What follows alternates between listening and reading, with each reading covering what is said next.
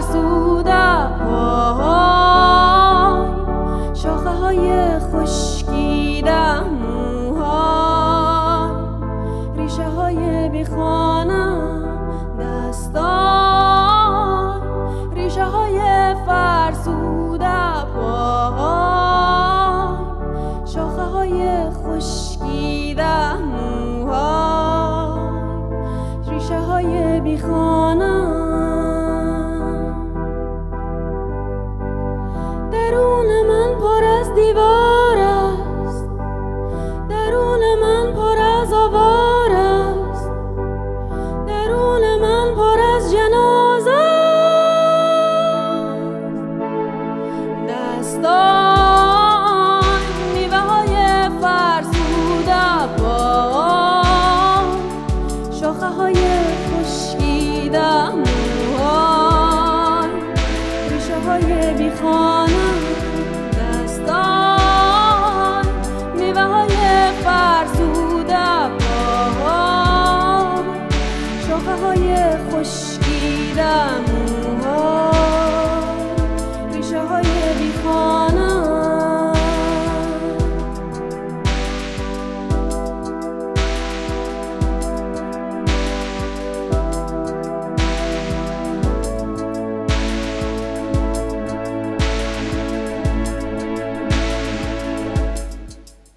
منم در رفت آمدها شنیدم بوی غربت را نکرد آهسته من نجوا گم کرده ای تو خود را دستان میوه های فرسوده پاهای شاخه های خشکیده موهای ریشه های بیخانه دستان میوه های فرسوده پاهای شاخه های خشکیده موهای ریشه های بیخانه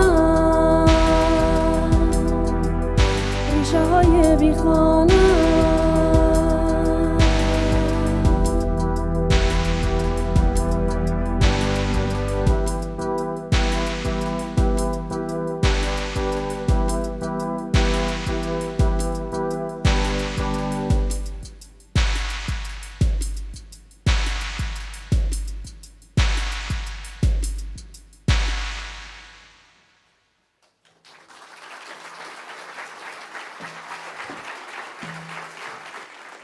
Welcome to the Nobel Peace Conference 2023 Human Rights Heroes.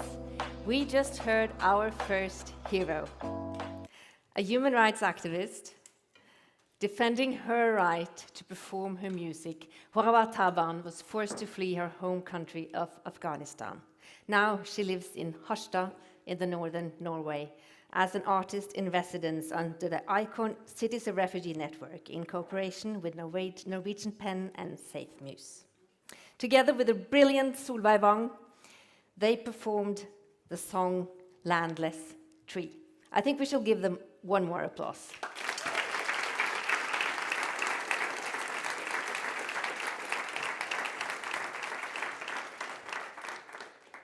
During the next hours, we will meet many more human rights heroes, people who spend their lives, often at great personal risk, defending our common rights. We will hear from 6 people who have received the Nobel Peace Prize here in Oslo. We will hear from activists and decision makers, and from some of the world's foremost human rights experts. We are live from Oslo, and we welcome you who are present here with us and all of you who are joining us on the live stream. I am Ingvild Bryn Rambøll. I am head of information at the Nobel Peace Center, and I will be your host for this afternoon. And I'm joined by Sri Srinivasan, a journalist and a digital expert, and also board member at the Nobel Prize Foundation. He is here in Oslo with us, and he will be my co-host. Sri, do you want to say hello? Hello, everyone, and thank you, Ingvild, Greetings to our viewers around the world. My Nobel Peace Center colleague Meta and I are in the back of the hall, but our online viewers have a front row seat to a very important set of conversations. Please tell us where you're watching from right now. Share your questions and your comments. We'll make sure we ask your questions to the Nobel laureates as well as the experts that are here. You can tag and follow Nobel Peace Conference, the Nobel Peace Center, as well as the Nobel Prize on Twitter and Instagram. And in the YouTube channel, please post your comments and we will come to you. We are using the hashtag Human Rights Heroes and Nobel Peace Conference. We will be reporting in on occasion during this conversation to see what that global conversation is. Thank you very much. Thank you, Sri. And now the time has come to say welcome to our first speaker, the Executive Director of the Nobel Peace Center, Kjersti Fløgstad.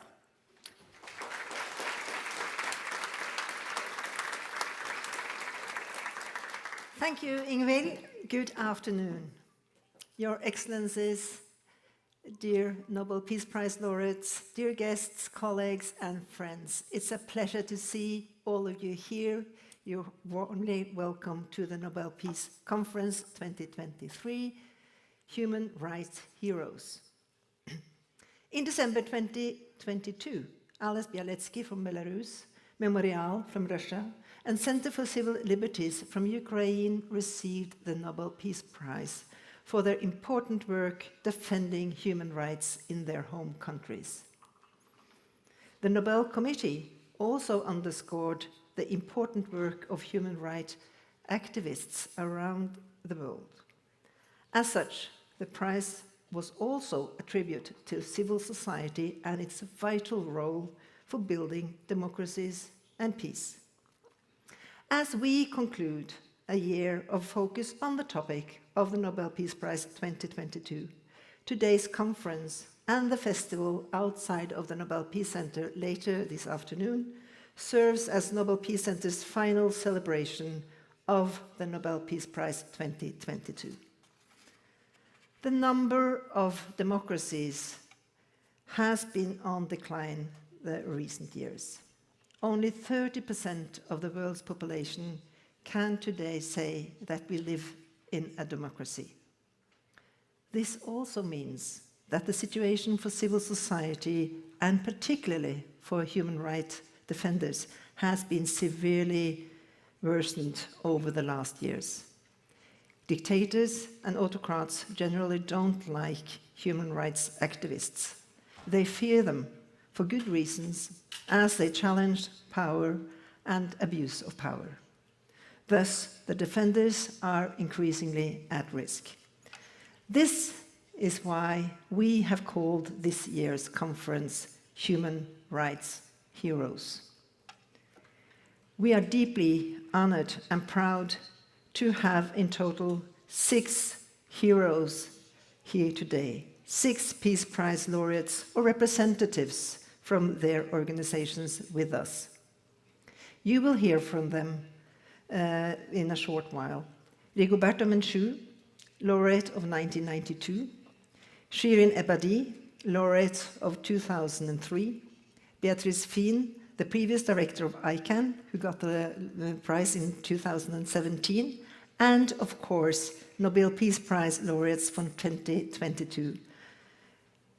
Natalia Pinchuk on behalf of Ales Bialyatski, Jan Radzinski from Memorial, and Alexandra Matvichuk from Center for Civil Liberties. You're so much welcome to this conference. Let us give them a warm applause.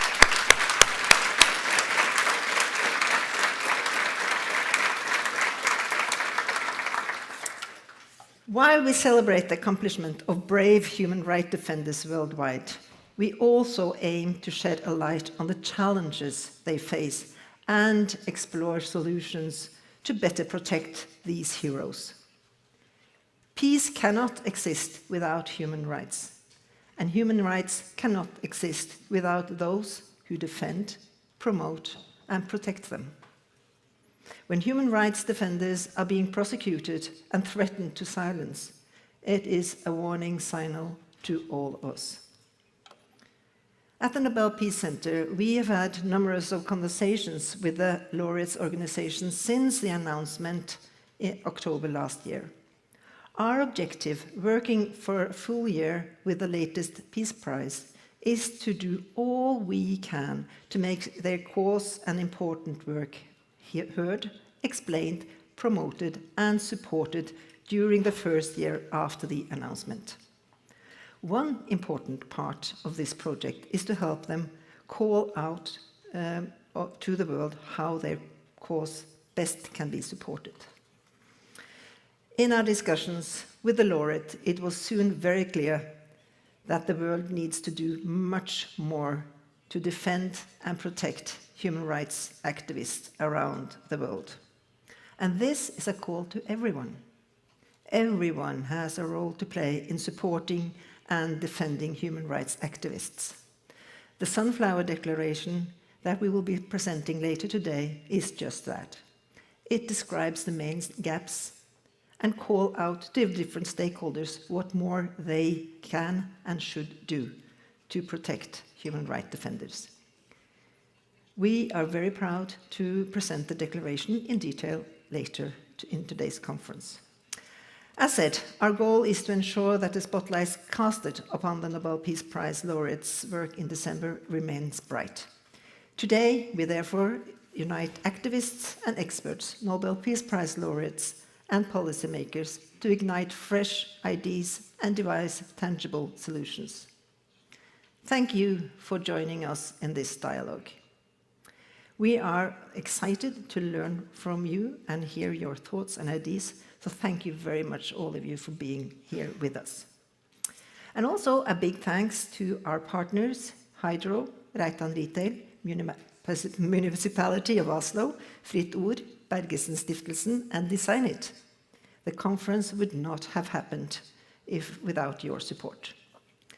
And now, it's my great pleasure to introduce the Mayor of Oslo, Marianne Borgen, who herself has been a child and human rights activist and defender by heart all her life. She will conduct the official opening of the conference. Please give Marianne a warm welcome.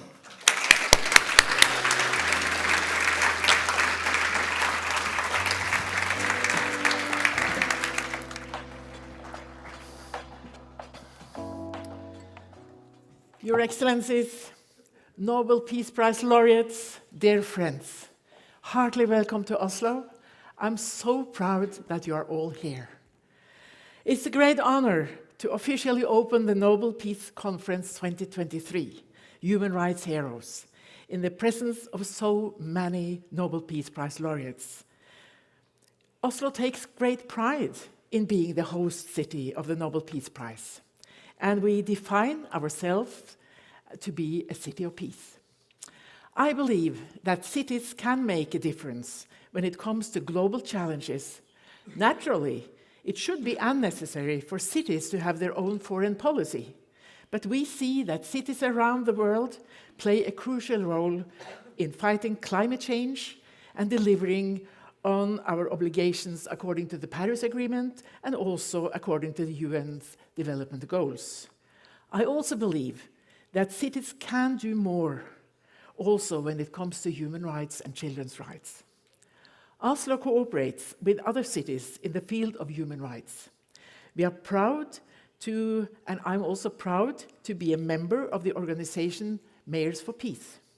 For over 20 years, we have been a part of the International Cities of Refugee Network, offering refugee to persecuted writers, artists, and journalists.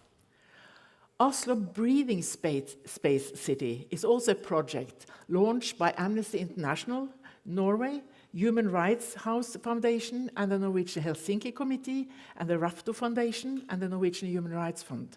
The pilot project that we have in Oslo, also at the moment, is supported financially by the city, and it's a temporary relocation program with the aim of creating a breathing space for human rights defenders living in stressful or hostile environments. You will hear more about this pilot project today in session 3.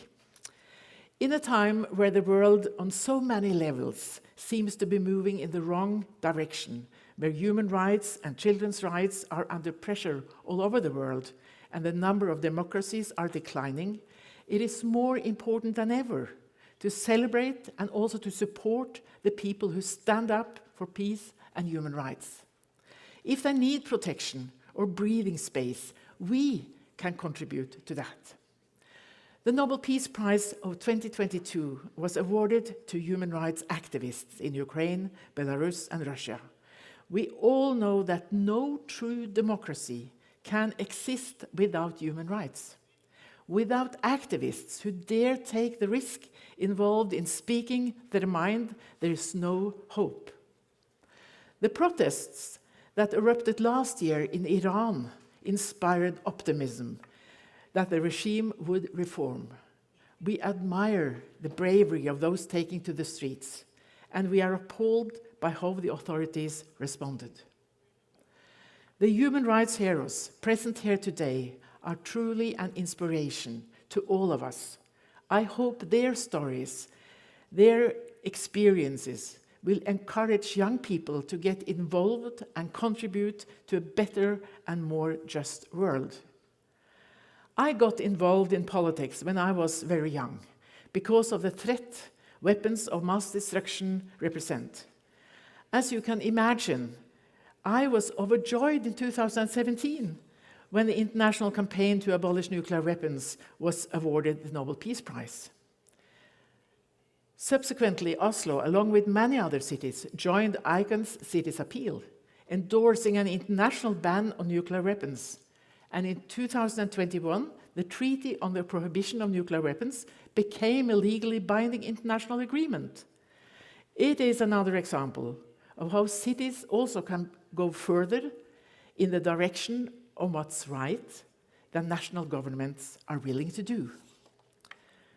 I truly believe that together we can make a difference.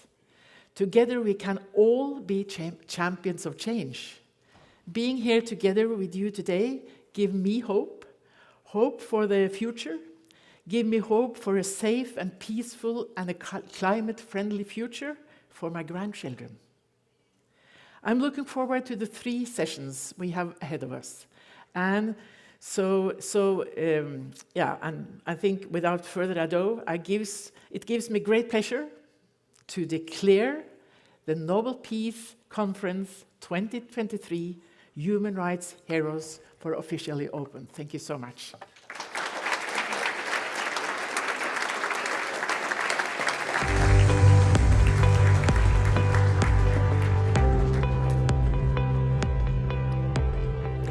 Thank you so much to Kjersti Fløgstad and to Marianne Borgen for officially opening the conference. Our first session is called When Ordinary People Do Extraordinary Things, because that is what human rights activism is about.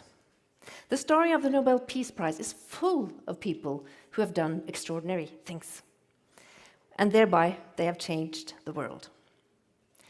Many of them have done this with great risk to their own health and safety and with a great sacrifice.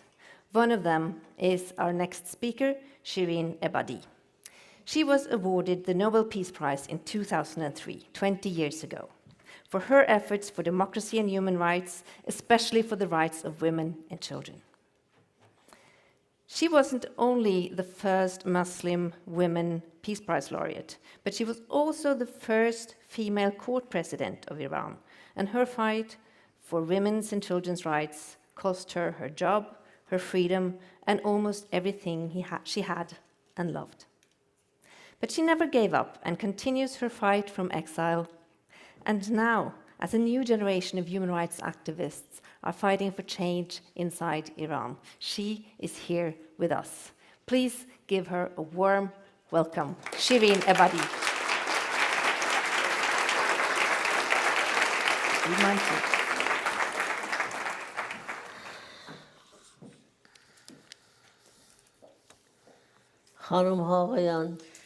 Your Excellencies, ladies and gentlemen, I feel privileged to be here after 20 years after winning the Nobel Peace Prize, and to be speaking with you. 20 years ago, I was awarded this honor, and this honor of the Nobel Peace Prize was very conducive to my work because it provided me with many platforms through which I could ensure that the voices of the Iranian people could reach the whole world, and allowed me to speak about the challenges and problems faced by the Iranian people to the whole world. That was an extremely valuable prize for me. Today, if you allow me, I would like to say a few words about the current situation in Iran, because my life and the life of other human rights activists in Iran is dependent on the circumstances in Iran. If we have democracy in Iran, our conditions would improve. Therefore, the fate of human rights defenders is directly related to the situation in their own respective countries. That is why I don't want to speak about myself personally. I'd rather speak about my country, Iran. In Iran, unfortunately, the human rights situation is deteriorating every day. I'm only going to relate to you what happened in the past year. In September 2022, a young girl was killed on the streets by the government security forces. And that was like a powder keg moment in Iran. And in over 100 cities throughout the country, people took to the streets and they said, we don't want this regime anymore. And this anger of the people stemmed from the multitude of demands that they have had for many years. The Islamic Republic of Iran came to power in 1979. And sadly, it started violating human rights from the very first day it came to power. We do not have independent courts in Iran. Our parliament is not independent. All decisions in Iran are made by one person only, and that is the supreme leader. And in the constitution, the supreme leader is being given absolute power. In other words, dictatorship in Iran has been established since 1979 legally. And since then, since 1979, there's been opposition to this dictatorship, especially from women.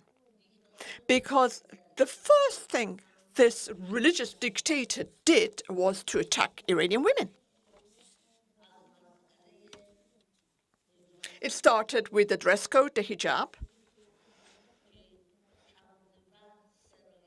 And then it continued with other discriminatory laws against women. The people of Iran soon became very disillusioned with this regime, and they have tried their utmost to topple it. And in 2022, they could no longer tolerate it. I have to stress, people's demonstrations was very peaceful. They did not have any weapons. They weren't just standing up to a government that was bullying its people and oppressing the people. But how did the government respond to people's legitimate demands? Was to fire bullets at them. And within 3 months, over 600 protesters were killed. 80 of whom were under 18 years of age. The reason I say at least is because, unfortunately, the government never publishes statistics, and the statistics that reaches us is through the families of the victims, so it's always approximate. They have been using pellet bullets as well, as a result of which many protesters were blinded. And I can say only one hospital in the capital, Tehran alone, has had to operate on 500 people who were blinded by these pellet bullets. And moreover, the people are not even allowed to hold funeral ceremonies or give a proper burial to their loved ones who were killed by security forces. Otherwise, they'd be arrested. They have arrested many people. Our prisons are full, to such an extent that prisoners have to sleep in the corridors because they have no space. They don't have, prisoners are not fed because they are over the capacity in prisons. The people are becoming poorer and poorer because of the wrong policies of the Iranian government. Now, bear in mind, Iran is a very rich country. But instead of spending their money on building hospitals, building schools, what do they do with it? They manufacture weapons, and they export weapons, and they interfere in other countries, especially in the region, which has led to many conflicts within the region. In the recent demonstrations, for the first time ever in Iran, even high school girls, they left their schools and joined their parents to protest on the streets, and they were chanting the slogan, "We no longer want this regime." They took off their headscarves and burned them in public.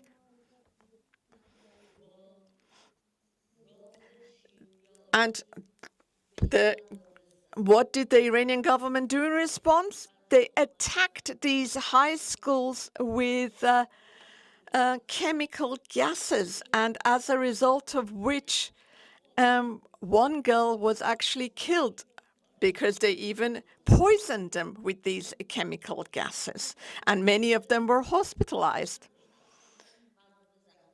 Doctors were banned from treating the injured. Instead, they were told to call the police and say, "Oh, we've just received another casualty." So the police would come and arrest the injured.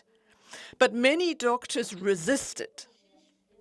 Only six doctors alone were killed because they tried to treat the injured.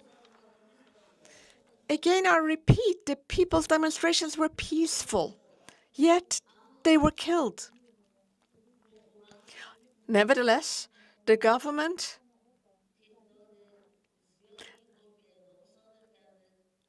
issued many death sentences for several of these protesters. 7 of them have already been executed, whereas based on the constitution of Iran, people have the right to take part in peaceful demonstrations. They don't even need a permit for that, according to the constitution. However,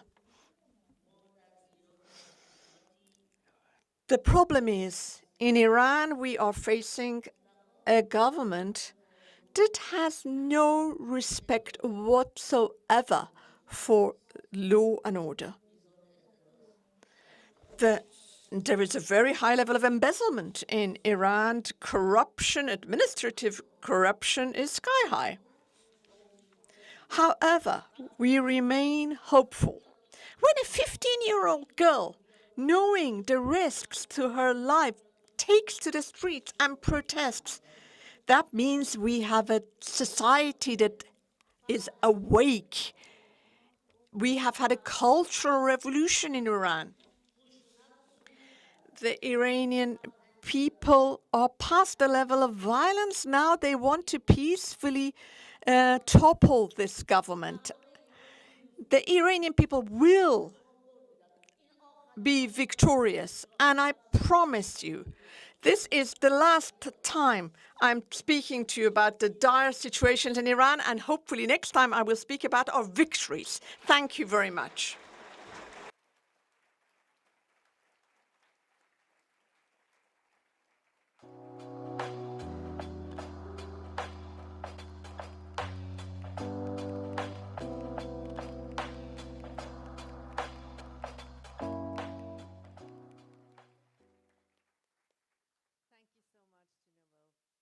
Prize laureate Shirin Ebadi. And we are joined here on the stage now by another Nobel Peace Prize laureate, Alexandra Matvichuk from Center for Civil Liberties. Welcome.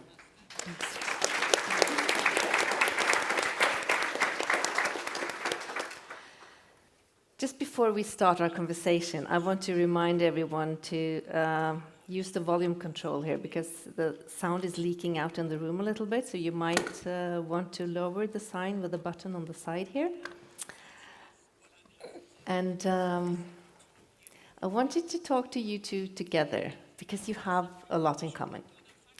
You're both lawyers, you're both human rights activists, and you're both fighting dictators in your countries. The way you see it, how are the situation in Iran and Ukraine linked together? Well, let's start with you, Shirin Ebadi. How do you see the connections between what's going on in your two countries?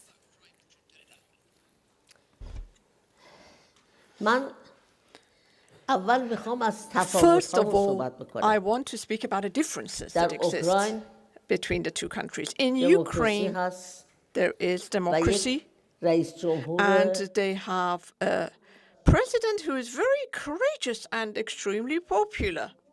Whereas in Iran, unfortunately, we do not have democracy. It's been trampled on. However, what we have in common is that the Iranian government, as I have said before, unfortunately, is spending the money, the wealth it has. Instead of spending it on building schools and hospitals, it is manufacturing weapons. And it is a very close ally of Putin in Russia. For instance, Iran has been providing Russia with drones, with which the Russians have killed many Ukrainians. We have also supplied Russia with missiles. And recently, a drone manufacturing factory has, Iranian one has been built in Russia. So I would like to apologize to my very dear friend Alexander, say how I am sorry that my country's drones have caused the death of your innocent people. And I want to say that this is not the policy that's supported by the Iranian people. The Iranian people do not want such warmongering policies. Thank you for that, Shirin Ebadi. And I think you can probably agree that dictators cooperate, Alexandra Matvichuk. And what does that leave you, human rights activists, with? How can you cooperate? I live in Kiev, and my native city, like thousands other Ukrainian cities, are constantly being shelled by Russian rockets and Iranian drones. We know that Russia also instructed Iranian's regime last year how better disperse peaceful demonstrations. So if authoritarian regimes cooperate with each other, we as a people who fighting for freedom and for human dignity have to support each other even more.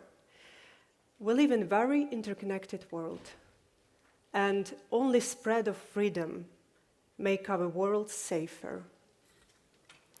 Thank you so much. And Shirin Ebadi, do you have anything to say to Alexandra Matvichuk and other young activists who are fighting for freedom against authoritarianism?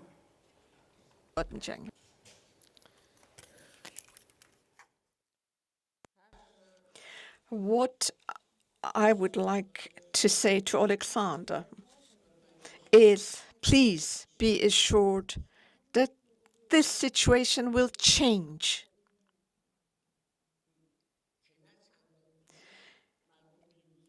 In the very near future, be sure that our people will achieve victory, and you will see then how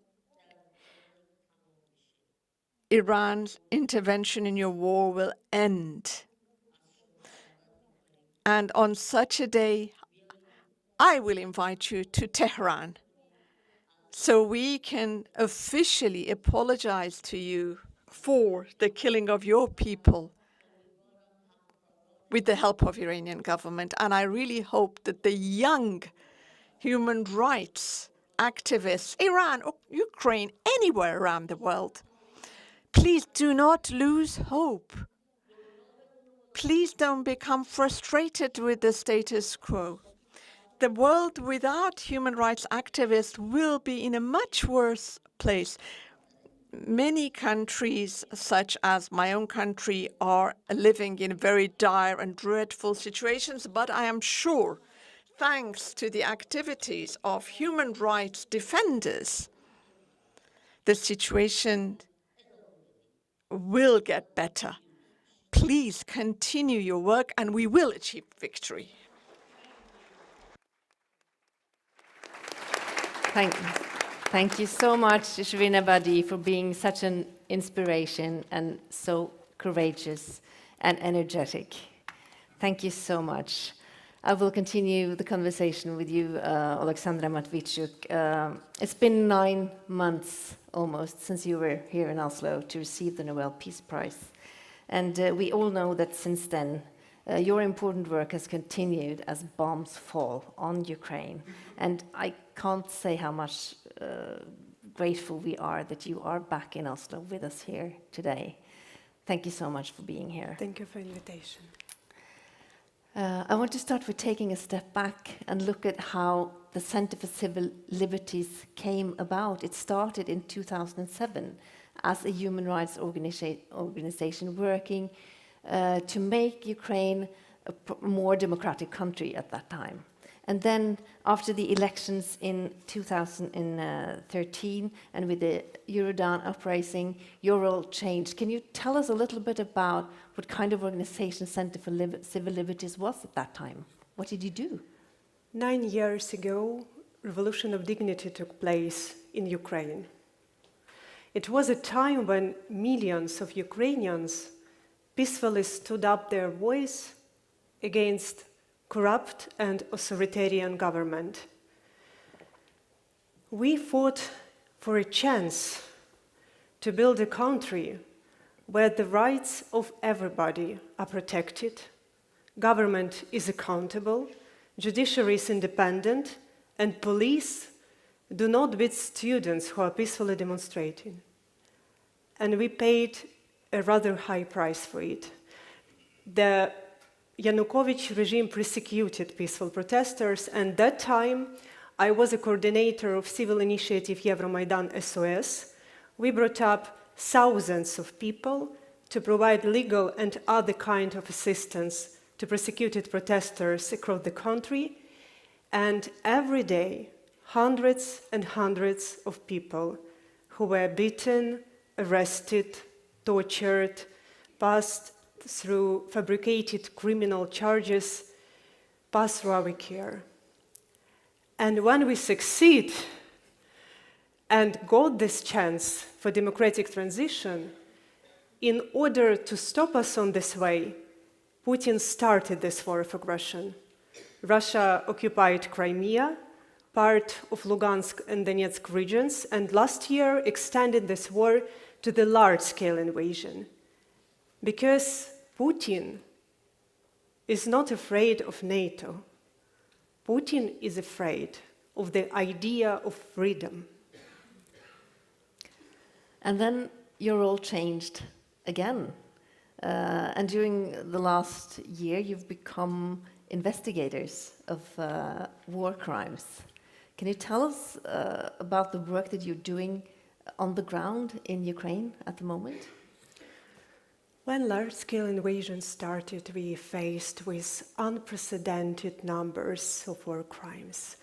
And I always tell that we document not just violations of Geneva and Hague Conventions, we document human pain.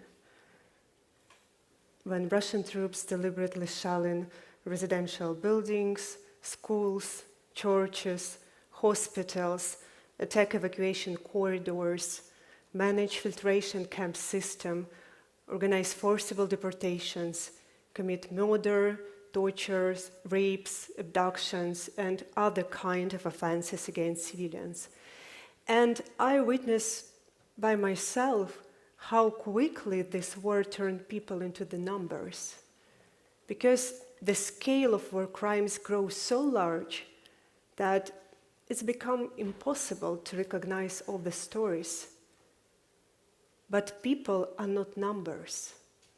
And we must to return people their names, which means we must ensure justice to all victims of this war, regardless who they are, their social position, the type of crime they endured, and whether or not media or international organizations are interested in their cases.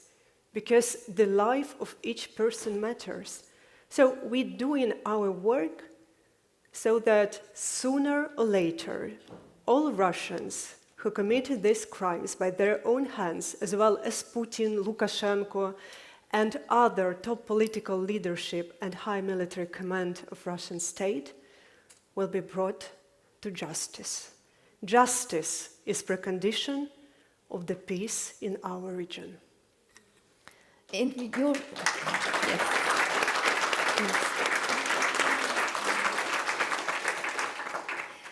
In your view, how important is the role that a human rights organization can play in a country facing a crisis like the one in Ukraine at the moment? We all know that not just in Ukraine, but in many countries worldwide, in exact moment, people are fighting for freedom and for their dignity. And very often, their efforts may seem senseless because they faced with enormous opposing challenge. And that is why I want to share our own story. During the Revolution of Dignity, we fought against the whole state machine, which was to destroy us physically. Paramilitary groups cooperated with prosecutors. Prosecutors cooperated with courts. The former president, former government, security services, and majority of parliament were against us. In such circumstances, it was so easy to give up, to say, what can I do? And stop fighting.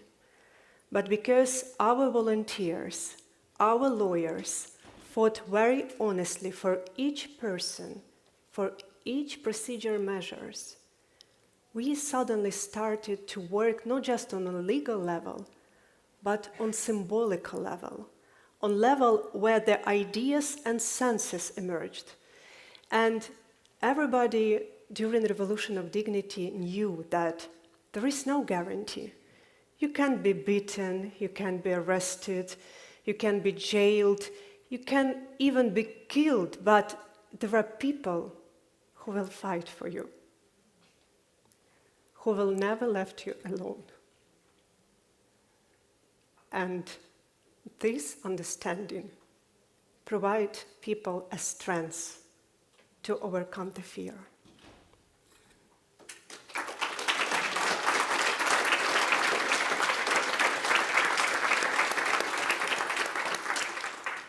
I don't know if it's possible to answer this question short, but can you say something about how you see the role of human rights organizations like your own in Ukraine after the war? This war has a very vivid value dimension. It's not just a war between two states. This is a war between two systems, authoritarianism and democracy. Because Putin, with this war, he tries not just to punish Ukrainian people for our democratic choice, which we made 9 years ago.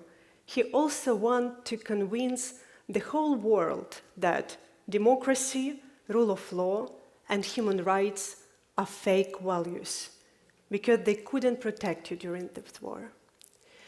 So that is why victory for Ukraine is not just to repeal Russian troops out from our country, to restore international order, and to release people who live in Crimea and other temporarily occupied territories. But victory for Ukraine means also to succeed in democratic transition of our country, to win this value dimension.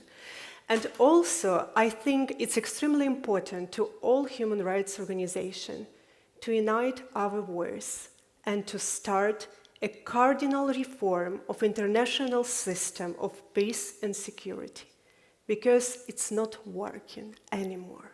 And Ukraine, Iran, Afghanistan, Syria, Sudan, and other countries are very bright examples. So we have to establish a new system which will protect people in different countries against authoritarianism and the wars. And human rights have to pose a central place in such kind of system.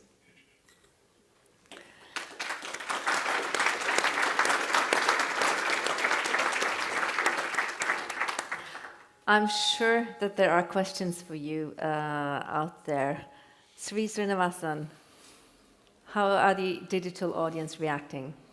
The digital audience is mesmerized. We're getting comments from all over the world. We're seeing Pakistan, Philippines, Angola, USA, Italy, Serbia, people asking, celebrating the fact that we're having this conference, but asking questions as well.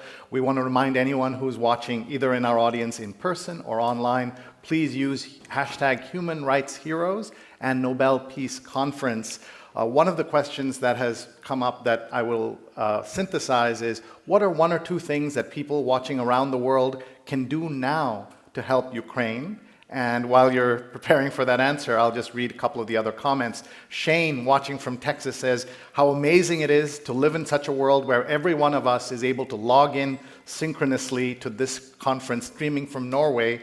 It is 4:27 a.m. in Texas, where Shane is watching right now. And Barbara says, activists should get more international support to achieve immediate change. And it is not honorable when activists have to suffer and continue to suffer the way we're seeing. Hazi congratulates the entire Nobel community. And he says, big hugs, and I'm with you in your thoughts, lighting candles and illuminating the cause for every one of us. So the question is, what can people watching right now, one or two things that they can do to help the people of Ukraine? It's a good question. When I hear these questions from people in different countries, sometimes I feel myself frustrated because people better know what they can do. But the reason why they're asking is very clear. The question which they pose is how we, with our human efforts, can stop this bloody Russian war. So I want to ask you to believe in your action. Each effort matters. Sometimes we can feel ourselves helplessness because of this enormous opposing power, but yes, we as human beings can't change this war, but without our efforts, nothing will be changed. And we need your voice, we need your action. There are hundreds and hundreds of methods how you can be helpful. to Ukrainian people in this dramatic time of our history. Thank you for answering the question, Alexandra. I have a last question for you before you leave. The name of this session is When Ordinary People Do Extraordinary Things, and that is a quote that we have borrowed from you. Can you tell us what those words mean to you? It means a lot because, based on my own experience, when you can't rely on the legal instrument or international system of peace and security, you can still rely on people. Ordinary people have a much more great power they can even imagine. When large-scale invasion started, international organizations evacuated, but ordinary people remained and started to do extraordinary things. It's where ordinary people who helped to survive under artillery's fires. It were ordinary people who took people out from the ruined cities. It were ordinary people who broke encirclement to provide humanitarian aid. I would never wish any nation to go through our experience, but these dramatic times provide us opportunity to reveal the best in us, to be courageous, to fight for freedom, to make difficult but right choices, and to help each other. And when you help in each other, in that moment, you are acutely aware what does it mean to be a human beings. And at the end of our session, I would like to mention my colleagues and friends who have to be on the stage but not here, and I hope that is temporarily. It's Oles Bielatsky, who is in the prison in Belarus. It's Oleg Orlov, who is under fabricated criminal trial in Russia, and Ukrainian human rights defenders, Maxim Utkevich, Server Mustafayev, and many others, my friends and colleagues who are still in Russian captivity. Thank you.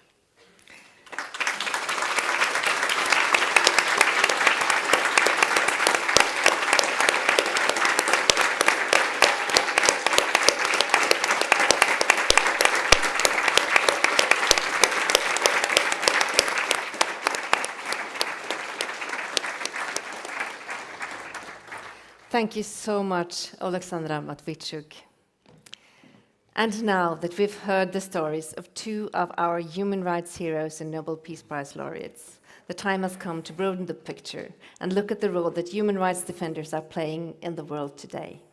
We shall meet a woman who has devoted her life to defending the defenders.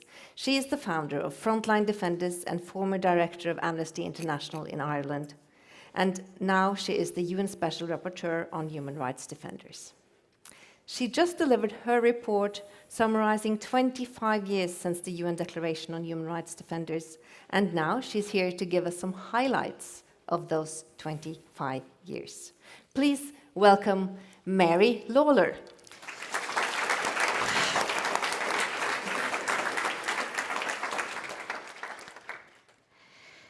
Dear friends, it is a huge privilege for me to be here in the same room as so many wonderful people, including the two we have just heard, the laureates and all the other speakers that have spoken so far.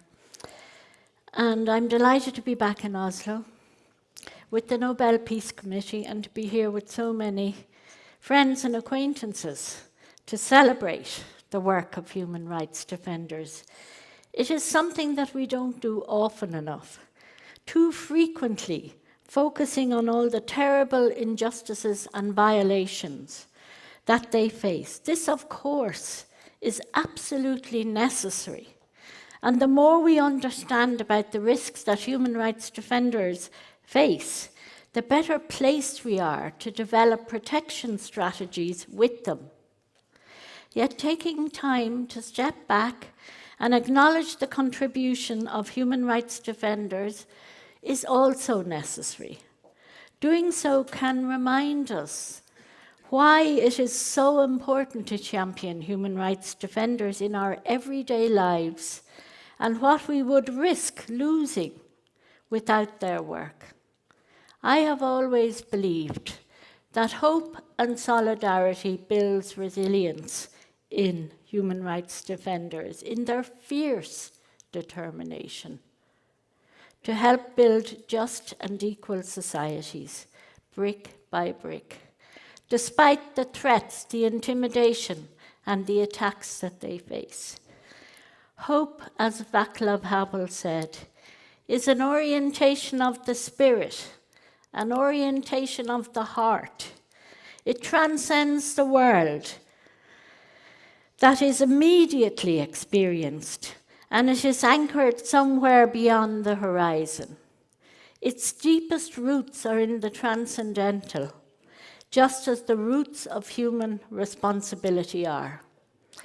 To mark the 25th anniversary of the Declaration on Human Rights Defenders, this year I presented a report to the Human Rights Council on some of the successes achieved by human rights defenders in those 25 years. Part of it was to show their impact, but mostly as well I wanted to honour them. One of the objectives of the report was to demonstrate the vastness of their work that they are engaged in and the social good that comes from that work. Take, for example, the work of human rights defenders in fighting for gender equality. In Indonesia last year, women defenders played a vital role in passing a law criminalizing physical sexual abuse, including in marriage, sexual exploitation, forced marriage, including of children, and the circulation of non-consensual sexual content. Such work has impact that swells beyond the borders of where that work is taking place. We know, for instance, that states which have greater gender equality are less likely to use military force to resolve disputes with other states. While there has been much talk recently about the reversals in the rights of women and LGBTI people, in preparing the report, it struck me time and time again the remarkable gains that LGBTI defenders have made in the past quarter-century.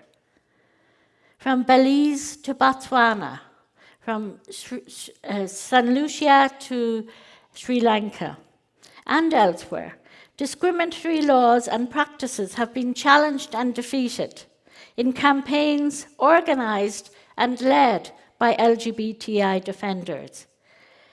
This acceptance is very motivating and positive. But also, studies have shown positive correlation between LGBTI inclusion and a country's economic development. When LGBTI people are treated equally, we all do better. The work done by human rights defenders in conflict zones, particularly relevant today, is vital to maintaining a rules-based international order, where their documentation of war crimes and other violations can be used to hold perpetrators accountable in the future. But they also save lives. The Abductee Mothers Association in Yemen is a group made up of female relatives of men who've been disappeared in the conflict. Through their persistent efforts, their courage and their innovation, they have succeeded in securing the release of dozens of unjustly detained people by both sides in the conflict and establishing the whereabouts of many more. Closer to home, here in Europe, where attitudes to refugees, migrants, and asylum seekers have become so hardened that people drowning is just normalized.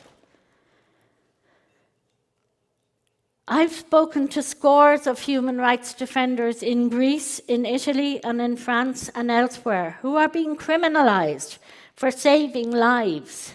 These human rights defenders remind us of our shared humanity and how far we have fallen. And I'd like to recognize Tommy Olsen, a human rights defender from Norway, who has been working in Greece, whose case I've taken up. We know also Polish volunteers on the country's border with Belarus who have been threatened and intimidated for providing food and shelter to migrants, refugees, and asylum seekers. And these vulnerable people have been so cruelly instrumentalized by the Belarusian government. When I asked one young Polish woman, human rights defender, why she took the risks that she was taking, she simply replied, "I just couldn't not act." This, for me, sums up what it means to be a human rights defender. People who are simply unable to turn away when they see injustice. This is where we need to get back to, and it is the human rights defenders who are doing the signposting. Young defenders have also led the way in forcing the climate crisis onto the international agenda. In June of this year, I convened a meeting of 40 youth and children who are human rights defenders, working on a whole range of issues, including climate justice. One of those was a 13-year-old boy from Colombia who has become an eloquent spokesperson on the right of children to have a say in an issue which is going to have a huge impact on their lives. Because he has been so vocal, Francisco has had to relocate to Spain as a result of the threats that he faced, but he continues to be extremely effective advocate and a reminder that children must be involved in these conversations.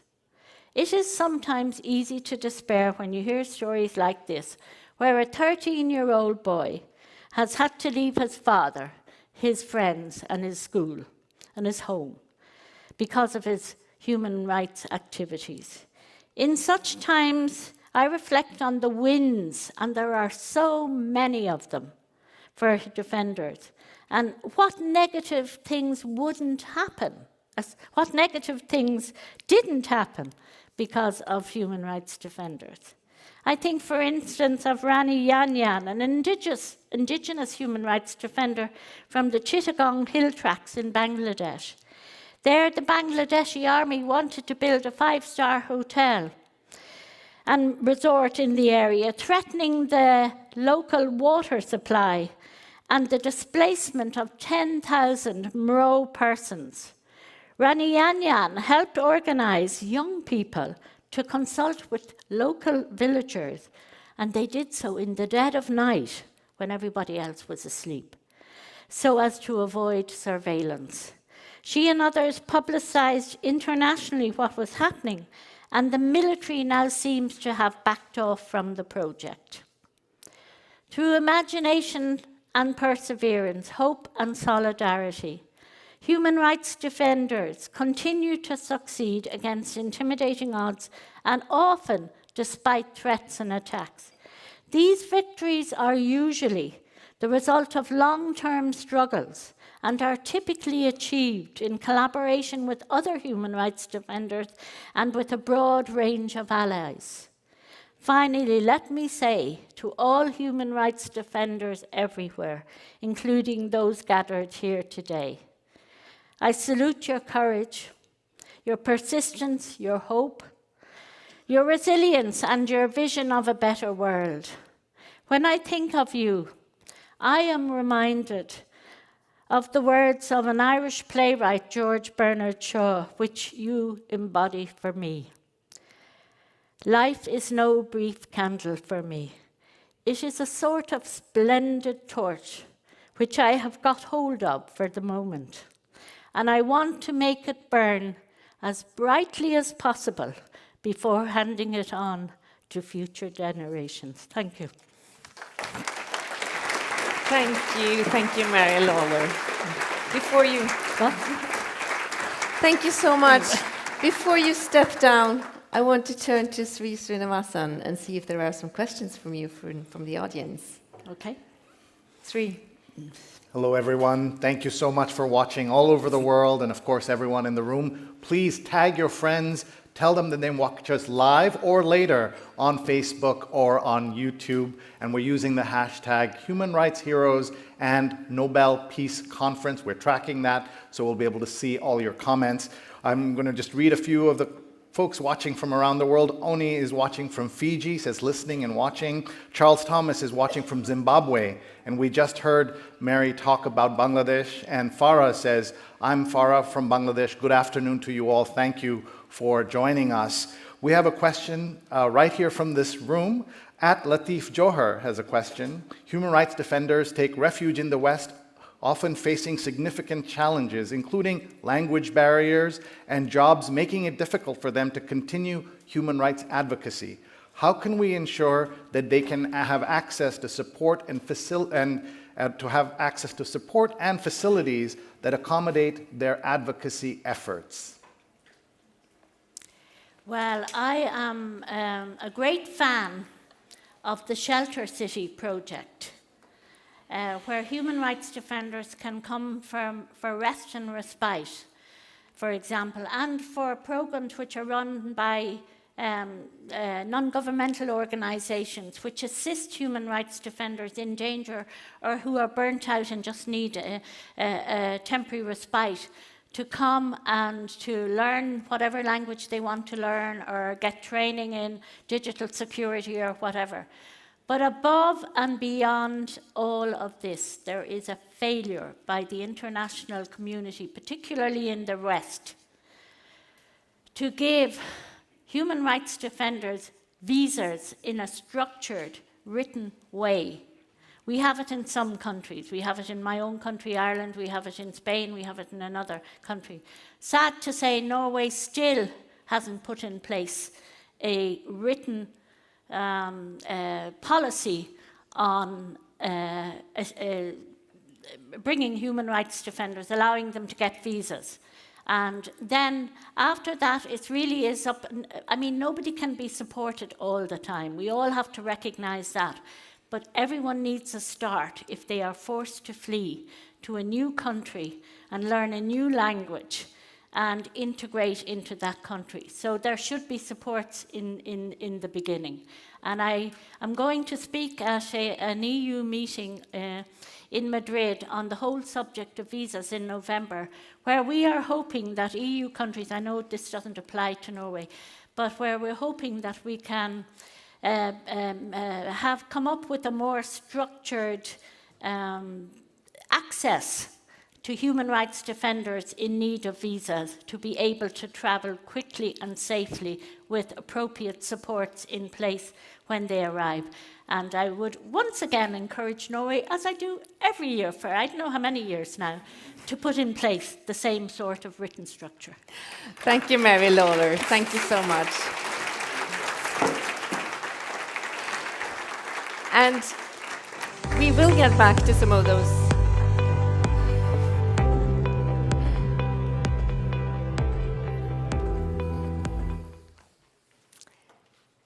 Nobody plans to give up. That is the name of this session. And it was also what the chairman of Memorial, Jan Rasinski, said when the offices of the Russian human rights movement were closed by the authorities in 2021. A year later, Rasinski came to Oslo to receive the Nobel Peace Prize. And today, the situation for Memorial seems more difficult than ever, as the members of the organization are facing charges from the Russian authorities who want to silence their voices. But, as Rasinski said, nobody plans to give up. And today, Mr. Jan Rasinski is back in Oslo to speak to us. Please welcome Chair of the Nobel Prize winning organization Memorial, Jan Rasinski, who will speak in Russian.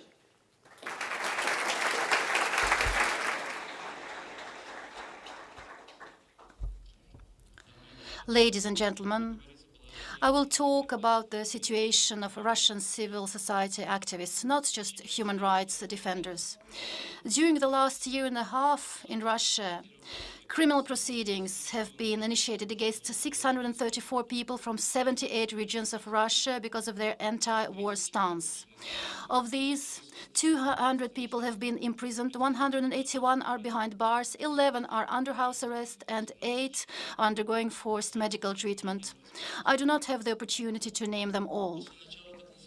After the beginning of the so-called special military operation, a law was rapidly adopted, punishing with imprisonment those people who interpret the operation in any other way than the use of the armed forces of the Russian Federation to protect the interests of the Russian Federation and its citizens to maintain international peace and security. People have been sent to prison for anti-war statements. Among them is the municipal deputy council member Alexei Gorinov, who received a sentence of 7 years for words about the deaths of Ukrainian children resulting from the war started by Russia, words said at the meeting of the Council of Deputies. Among them, the opposition politician Ilya Yashin, who risked asking questions about the events in Bucha. Among them was Igor Baryshnikov, a lonely pensioner from the Kaliningrad region who was caring for his 97-year-old mother. In June this year, he was sentenced to 7.5 years for anti-war publications on social networks. His mother died in early August, and he was denied the opportunity to attend the funeral. Many have not yet been convicted but are already in prison on similar charges. For example, Maxim Lipkin, 18 years old, who applied to hold an anti-war rally on the anniversary of the Russian invasion. More than 19,000 people were subjected to detentions and fines for anti-war speech, even just for using the word war. That happened 2 weeks ago. 2 weeks ago, Grigory Melkonyans, the leader of Golos, an organization that has been monitoring elections in Russia and fighting against violations for many years, was sent to jail. A number of Golos activists have been subjected to searches, even though many political opponents of the current regime, Vladimir Karamurza, Alexei Navalny, and others, are already in prison. The authorities are still afraid of observers in the upcoming elections. Director Yevgenia Berkovich and playwright Svetlana Petrichuk have been arrested and have been in jail for 4 months already. Their play, which won one of the main Russian theater awards a year ago, was suddenly found to be justification of terrorism. Alexander Chernyshev, head of the Perm Center for Historical Memory, was arrested on the ridiculous charge of attempting to export the organization's archives. I've named only a few examples. In fact, there are, I repeat, hundreds. Unfortunately, the possibilities of judicial defense have fallen almost to the Soviet level. Courts in Russia have not been defending the law for a long time. Judges almost always obediently fulfill the wishes of the Ministry of Justice and the prosecutor's office. This is not only a Russian problem, but it is particularly acute for Russia. And it seems an international convention on the non-application of statutes of limitations for crimes against justice would have been useful to solve this problem. Those who destroy this institution, police officers who write false reports, investigators and prosecutors who bring false charges, and of course judges who pass unjust verdicts, all of them should understand that they will be held responsible. Not only the civil society activists, but also public organizations in general are being persecuted. Many of Russia's most respected human rights organizations have been liquidated under ridiculous pretexts, including the Moscow-Helsinki Group, the Sakharov Center, Agora, and the Sova Information and Analytical Center. Following a court decision to liquidate International Memorial for improper labeling of several of its texts, the Memorial Human Rights Center was also liquidated under the same ridiculous pretext. The Perm Memorial was also liquidated, and the premises of the Yekaterinburg Memorial were taken away. In March of this year, a number of memorial activists in Moscow were searched, and a criminal case was opened against unnamed members of our organization on the ridiculous charge of justifying Nazism. The Putin regime has long been unconcerned about the plausibility of the charges. In addition to liquidation of organizations, Russian authorities have come up with other ways to put pressure on organizations and different ways to make their work more difficult. One of them is the inclusion of organizations and now individual citizens in the so-called register of foreign agents. This happens extrajudicially. And the Levada Center, one of Russia's leading sociological centers, came on the list. The Glasnost Defense Foundation, a number of organizations from Memorial, the human rights group Citizens Army Right, which helps conscripts, the above-mentioned Golos Association, which protects the rights of voters, the Foundation in Defense of the Prisoners' Rights, the Sakhalin Environmental Watch Group, and many dozens of others. Another form of pressure, less widespread but significantly more severe in its consequences, is the recognition of international or foreign organizations operating in Russia as undesirable. This decision is taken by the Prosecutor General's office, also out of court, without explanation of the motives. There have already been more than 100 organizations recognized as undesirable, including Greenpeace, Transparency International, the World Wide Fund for Nature, the independent TV channel Dozhd, and many others. Russian citizens and organizations face criminal liability for cooperating with an undesirable organization. Since no term is defined by the law, anything can be recognized as cooperation. An interview given to an undesirable media outlet, and quite possibly even correspondence. Of course, as the experience of Soviet dissidents shows, the lack of legal status of an organization and even criminal repression of its members makes work difficult, but not impossible. This activity of public organizations is not a mere whim of individuals. It is a social need and in many cases a social necessity. And especially now, when many of the rights and freedoms declared by the Constitution are becoming as much of a fiction as they were in Soviet times, when freedom of speech has been definitely abolished, when all television channels and all mass print media are in the hands of the state and in reality are not means of information but of propaganda. Refugees and internally displaced persons are still in need of assistance and protection. The problem of protecting the rights of military personnel and conscripts has become extremely acute. The problems of the disabled and prisoners are not going away. The persecution of political opponents of the authorities continues. Cases of disappearances without trace and torture are not being investigated, and it's still necessary to prevent electoral fraud. And civil activists are dealing with all these problems regardless of whether officials like it or not. Now this work is becoming as difficult and risky as it was under the Soviet regime, but it continues, although it has become incomparably more difficult to succeed. Our predecessors of 40 years ago did not give up, and we are not going to. I will conclude with a few more words. I represent Memorial, an association of people working with the memory of the tragic past. It is impossible to make people forget the past, and it is even more impossible when the past is coming back. And this return has practically already happened. And the return to Soviet methods of suppressing dissent is naturally accompanied by a return to Soviet historical myths, sometimes bizarrely distorted and amplified. For example, the 1939 pact with Hitler, which even Soviet propagandists were ashamed of, explaining it by necessity and omitting the secret protocols, is now proclaimed as a triumph of Soviet diplomacy. Formally, the state has not revised its attitude to communist terror, but monuments to Stalin appear in various Russian cities, sometimes with the assistance of local authorities. A new history textbook has just appeared that reproduces the old concepts of hostile environment and Russian exceptionalism. History dissected by propagandists becomes an ideological weapon. The dispute is not so much about historical facts as about the foundations of the human community. Man is not a consumable material for solving state tasks, as it seems to the current Russian authorities. Man is the master of the state and its builder. It is not for the state to determine how people should live, but for people to determine what kind of state there should be. These are not abstract humanistic ideals. These are practical principles for the survival of society. Public organizations and activists and human rights defenders, they are the safeguards, the detectors of dysfunction of a dangerous course of events. By obstructing citizens from forming organizations and by limiting the freedom of opinion, the state destroys its own future and the future of the society. A state that violates the rights of its own citizens inevitably becomes a danger to other states. Therefore, I return to the theme of our meeting today. Supporting activists who defend the rights of citizens is a common task and a common interest of people of goodwill. Support is needed both for those who continue to fight while remaining in their country and those who have been forced to leave. This is an extremely important task, and I hope that the international community will endeavor to resolve it. Thank you.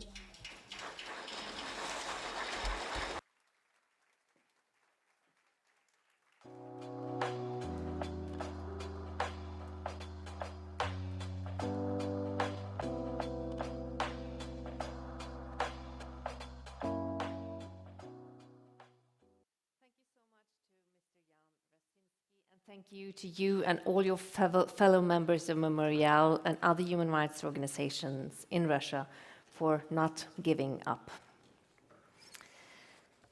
The story of Memorial is a grim example of how regimes are weaponizing the law against human rights defenders to prevent them from doing their work and to silence their voices.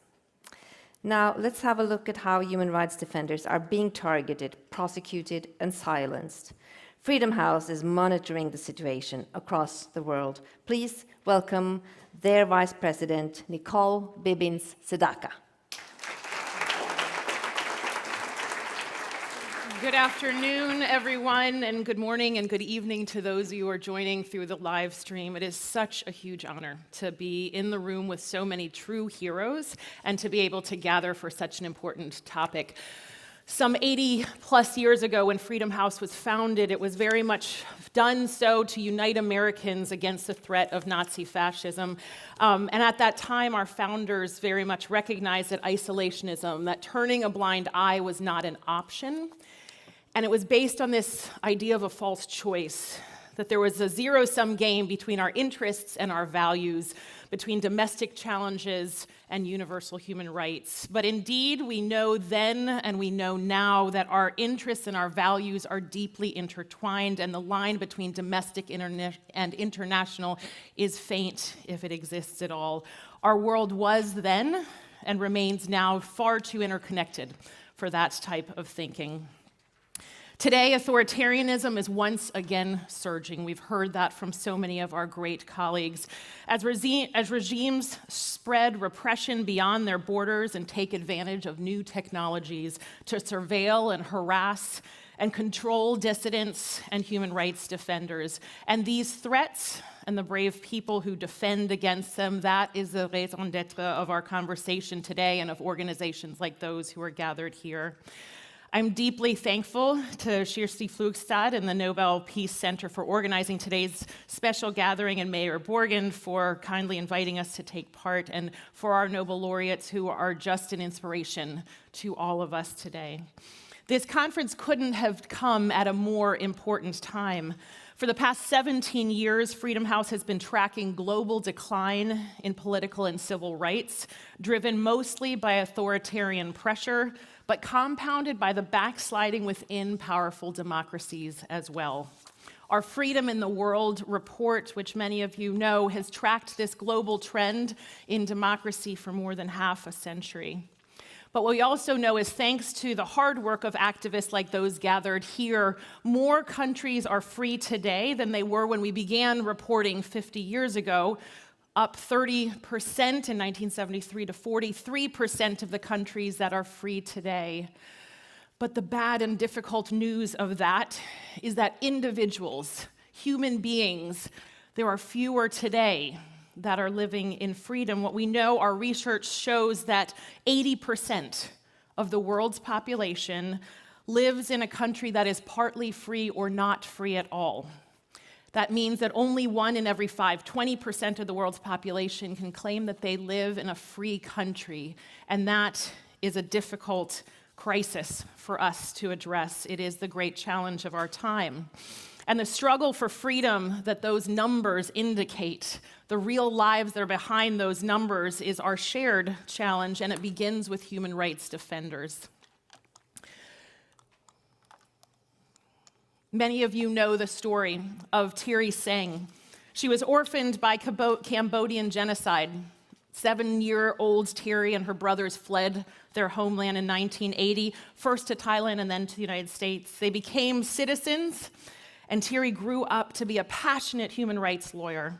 In 2004, she returned to her homeland, to Cambodia, to advocate for human rights and help rebuild its democracy. Despite 20 years of iron-fisted rule by Prime Minister Hun Sen, Thierry was hopeful. But she couldn't help but notice that, faced with the dynamic pro-democracy movement building in Cambodia, Hun Sen was only tightening his grip on power, going so far as to shut down all of the independent newspapers and ban political parties. Thierry blasted Hun Sen on social media, rallied support for political opposition leader Sam Rainsy. And all of that courageous work, all of that good work, resulted in her being charged with treason. And in June 2022, she was convicted alongside dozens of co-defendants and transferred to a remote facility in a far-flung village where she remains today. Similar story to we've heard so many times, isolated from her families and her lawyers and cut off from all contact. Her story is so common but so unique, and it exemplifies the true price of freedom. And no one knows that better than those human rights defenders who are here, who risk everything to make the world better, not just for their communities and societies, but ultimately for all of us. We see that so vividly in Ukraine, where everyone, as we heard just now, are fighting for the lives against the genocidal policies of Vladimir Putin, whose repression will undoubtedly spread if he is not soundly defeated on the battlefield. We've heard the story of Jan Roshinsky, who demonstrated such extraordinary bravery at last year's Nobel Prize ceremony. The Kremlin warned him not to accept the prize on behalf of Memorial, and he called their bluff in a ceremony in which he spoke the truth about Putin's war of conquest. And that is what we learned from our colleagues who are the courageous human rights defenders. We know that this type of activism has always been difficult in many parts of the world, but we know that there is an even stronger attack now. In the mid-2000s, our research found that there was a growing trend of authoritarianism working more closely, more collaboration between authoritarian nations than we had ever seen. And what we saw was freedom of expression, assembly, activism, under attack like it had never been from many different places. Our data showed that from 2006 to 2019, there was an erosion of all of these rights drastically in 85 countries where only 35 were making progress. So I want to point to two trends which are particularly concerning for us. First, that authoritarians are consistently attacking international institutions in order to build that support for the work that they are doing at home. Whether it's the Chinese government taking over a more aggressive role in the UN Human Rights Council, or the work that we saw by Beijing and Moscow to put leadership in the International Telecommunications Union, which effectively exercises control over the internet, we see this attack on the system that was put in place so many years ago in order to build a world that is just and peaceful. A second trend that many of you know about and many of you probably have experienced is that of transnational repression. Between 2014 and 2021, we have seen at least 36 countries have reached beyond their borders to intimidate, harass, kidnap, or murdered exiled dissidents and members of the diaspora community. One of our colleagues that we work with, Masih Alinejad, is a courageous Iranian activist who started her activism as a journalist in Iran, and she was forced to flee to the United States only to find that the Iranian government went after her there. Our FBI, the Federal Bureau of Investigations, uncovered an Iranian plot in the United States to kidnap her. It is that terrible story that is the truth for so many activists in exile now. She left her home in Iran to flee repression, and not even living in a free country could guarantee her safety.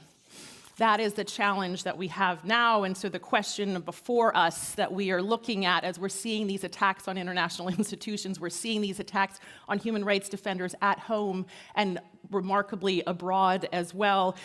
What will we leave for our children and their children? A world where those authoritarian actors are able to reach their long arm into international organizations, into other countries, and continue to repress at home? Or will we leave a world that values fundamental freedom? Those working on the front lines to uphold and protect fundamental freedoms are the true agents of positive change in their countries, but fundamentally in our world. And we desperately need solidarity and support for them at the individual and the systemic level.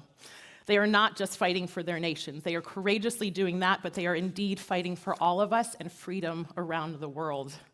That is why Freedom House has proudly endorsed the Nobel Peace Center's Sunflower Declaration, and we support greater support internationally for human rights defenders. On the individual level, we are strongly advocating for the security and resources to human rights defenders, journalists, oppositionists, and others so that they continue their work at home. But for those who flee persecution, unrest, and imprisonment, we know that we must support them where they find refuge. We have long advocated for democratic governments to create a flexible, rapid response temporary protective visa system for human rights defenders who are facing danger, and to seek the unconditional and immediate release of political prisoners, and to combat transnational repression of human rights defenders in exile. We know that there is much that democratic nations can and must do in order to support our colleagues who are on the front lines of freedom. We can support them by supporting the international system to push back on international authoritarianism.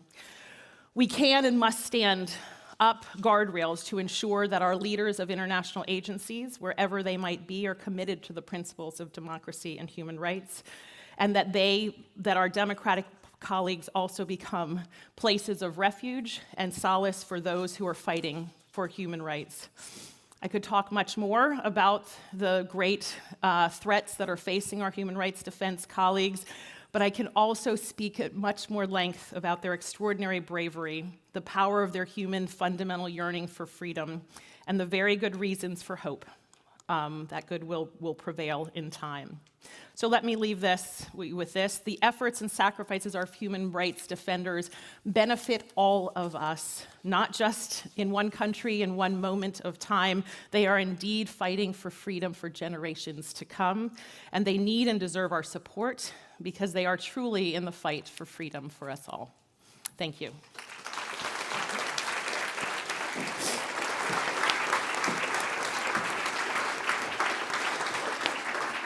Thank you so much to Nicole Bibbins-Sadaka from Freedom House. And I guess the audience might have a question or two for her. Sri Srinivasan. Hi, thank you. We are seeing so many questions and comments coming in. And for those of you who missed the earlier part of the conversation, if you're joining us live, you should know that the conversations, the recording will be available as soon as we're off the air. Goran saying thank you to the Nobel Peace Conference for highlighting the importance of human rights around the world. Aneta is watching from the Czech Republic. Rashid from Pakistan. Svera says, very impressive program, fantastic speakers. Thank you for organizing this conference, Nobel Peace Center. Just yesterday, we heard you had mentioned Hun Sen, Nicole, and Meta rejected the recommendation of its own oversight board to suspend the Facebook account of Mr. Hun Sen for violating its policy on incitement. That's how we can say all the right things here. How do we make sure that non-state actors like Facebook, Meta, Twitter, all of those organizations are doing the right thing?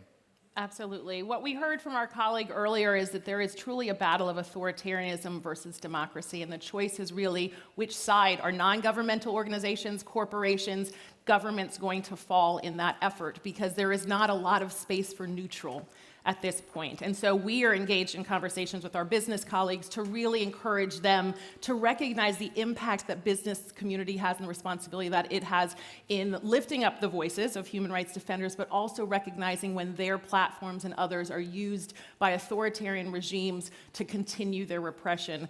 The advance of technology means that there has been an advancement of repression and the tools at the disposal, and what we need to be is vigilant across the board to ensure that great technology, which is moving forward, is not used for negative gain. Thank you so much for answering that question, Nicole Bibbins-Sadaka from Freedom House. And now we will have a short break of 30 minutes. For us who are here in the room, there will be tea and coffee outside. If you're watching online, you will have to make your own coffee. But we will be back here in 30 minutes, and please don't miss the second part of the conference with very interesting talks and also the launch of the Sunflower Declaration that we've heard about already. And I promise you there will also be real sunflowers. See you in half an hour.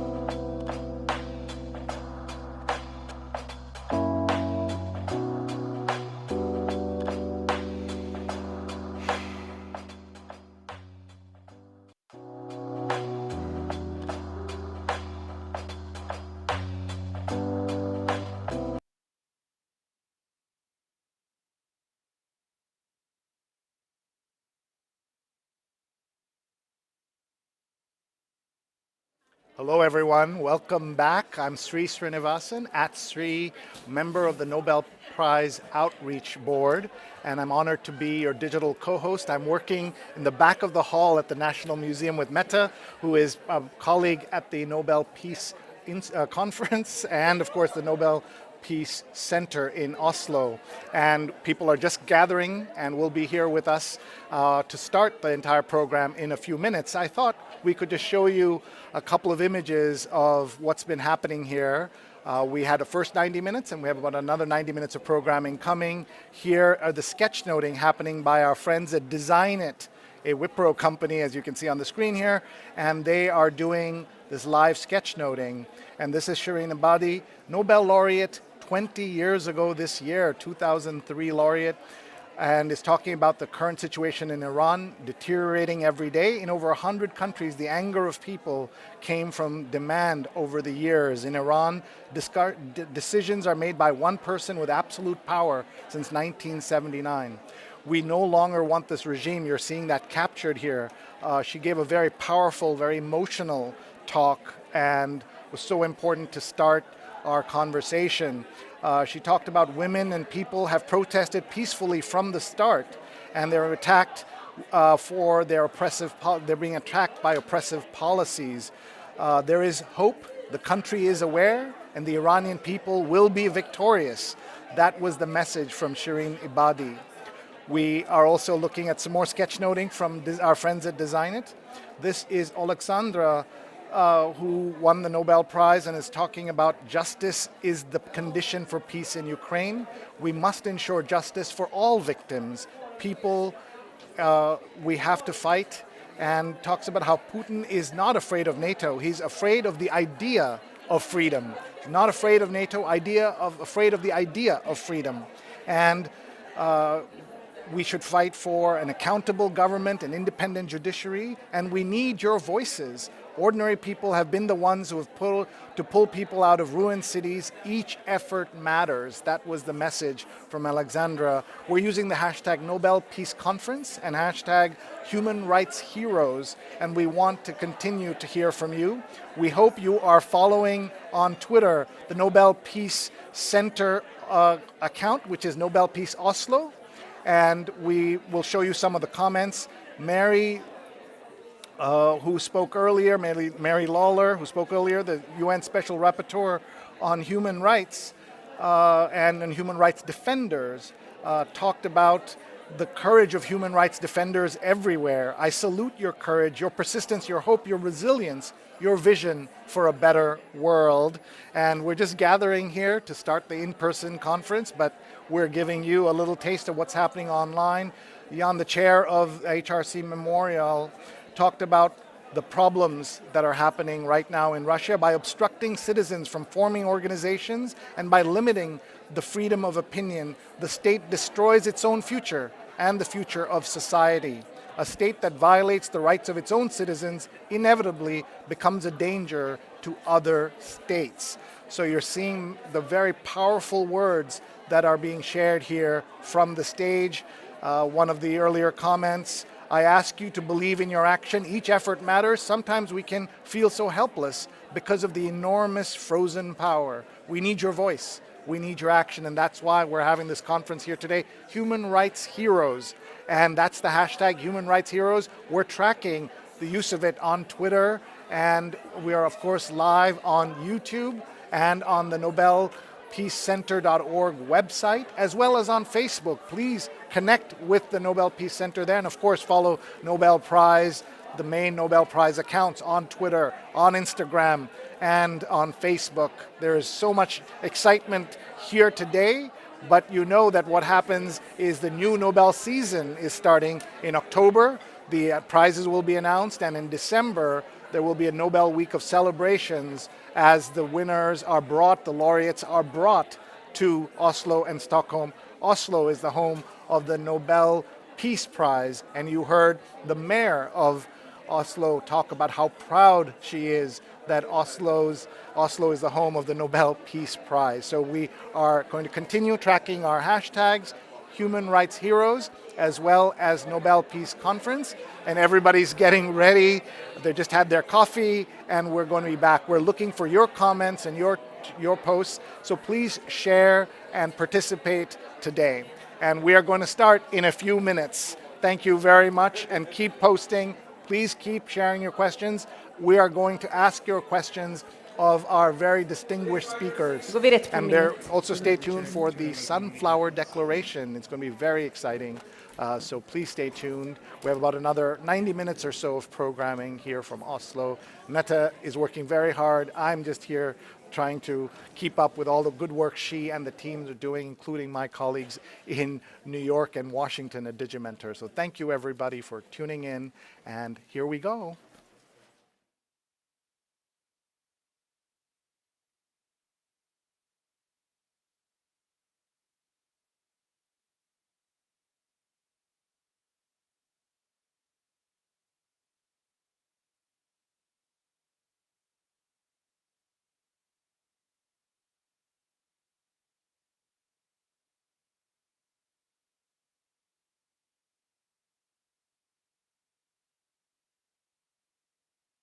Welcome back to the Nobel Peace Conference 2023 Human Rights Heroes, live from Oslo.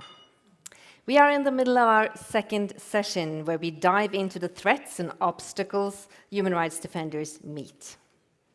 Let's hear from our digital host, Shirin Ebadi, in the back there. What has been going on during the break? Hello and welcome everybody back to the conference. Mette and the team are working very hard to harness the digital energy of people, hundreds of people watching around the world in dozens of countries. We're using the hashtags Human Rights Heroes as well as Nobel Peace Conference. Please continue sharing your posts. We are gathering them. We're going to see who's been posting and from where, and we'd love to have your voice in the official record of the conference. One of the things we were able to do is to show Ingvild the sketchnoting that's been happening from our colleagues at Design It. It's been so nice to be able to display those. I'll see if I can show you one right now. This is something that there are 3 artists live in the room who are posting, and they're taking the essence of the conversation and putting it out there. And you can see Alexandra's comments. We need your voices. Ordinary people have been the ones to pull people out of ruined cities. Every effort matters. We'll continue monitoring the global conversation and, of course, the very important voices right here in this room. Thank you. Thank you, Sri, and thanks to all of you who are following us online. It's so great to know that people are with us from around the world. And here in the room, we have 18 speakers from 9 different countries, which is also quite impressive, I think. So, for the next 1.5 hours, we're going to hear from more human rights heroes. And now the question that we ask is, what happens when human rights of the few seems to collide with the interests of the many? And how is it to be in the forefront of that battle? The 2 people we shall meet now, they both have first-hand experience with these questions. Rigoberta Menchú Tum, who was awarded the Nobel Peace Prize in 1992 for her struggles for justice for the indigenous peoples of Guatemala, has become an icon for indigenous peoples across the world, and also for the Sámi population here in Norway. So I think that having her in the same conversation as the Norwegian activist Ella Marie Hætta Isaksen, who has, among a lot of other things, been in the forefront of the Fosen battle here in Norway, will be very, very interesting. And to lead the conversation between them, we are lucky to have Aili Keskitalo, who is a political advisor at Amnesty International Norway, but also the former president of the Sámi parliament. So I leave the floor to you. Urit Wapachat. Dear sisters, even if you come from different generations, from different peoples, and from different parts of the world, you have, I believe, very much in common. You are both grassroots activists, female activists, that have succeeded in becoming voices of your peoples and your generations. You have both published books that tell stories about yourself and your peoples.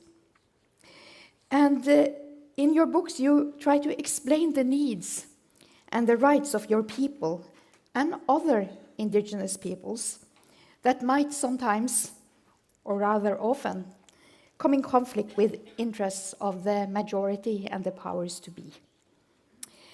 And I find this fascinating.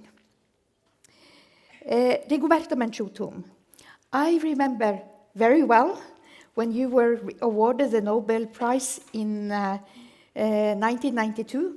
It made a deep impression on me as a young indigenous woman.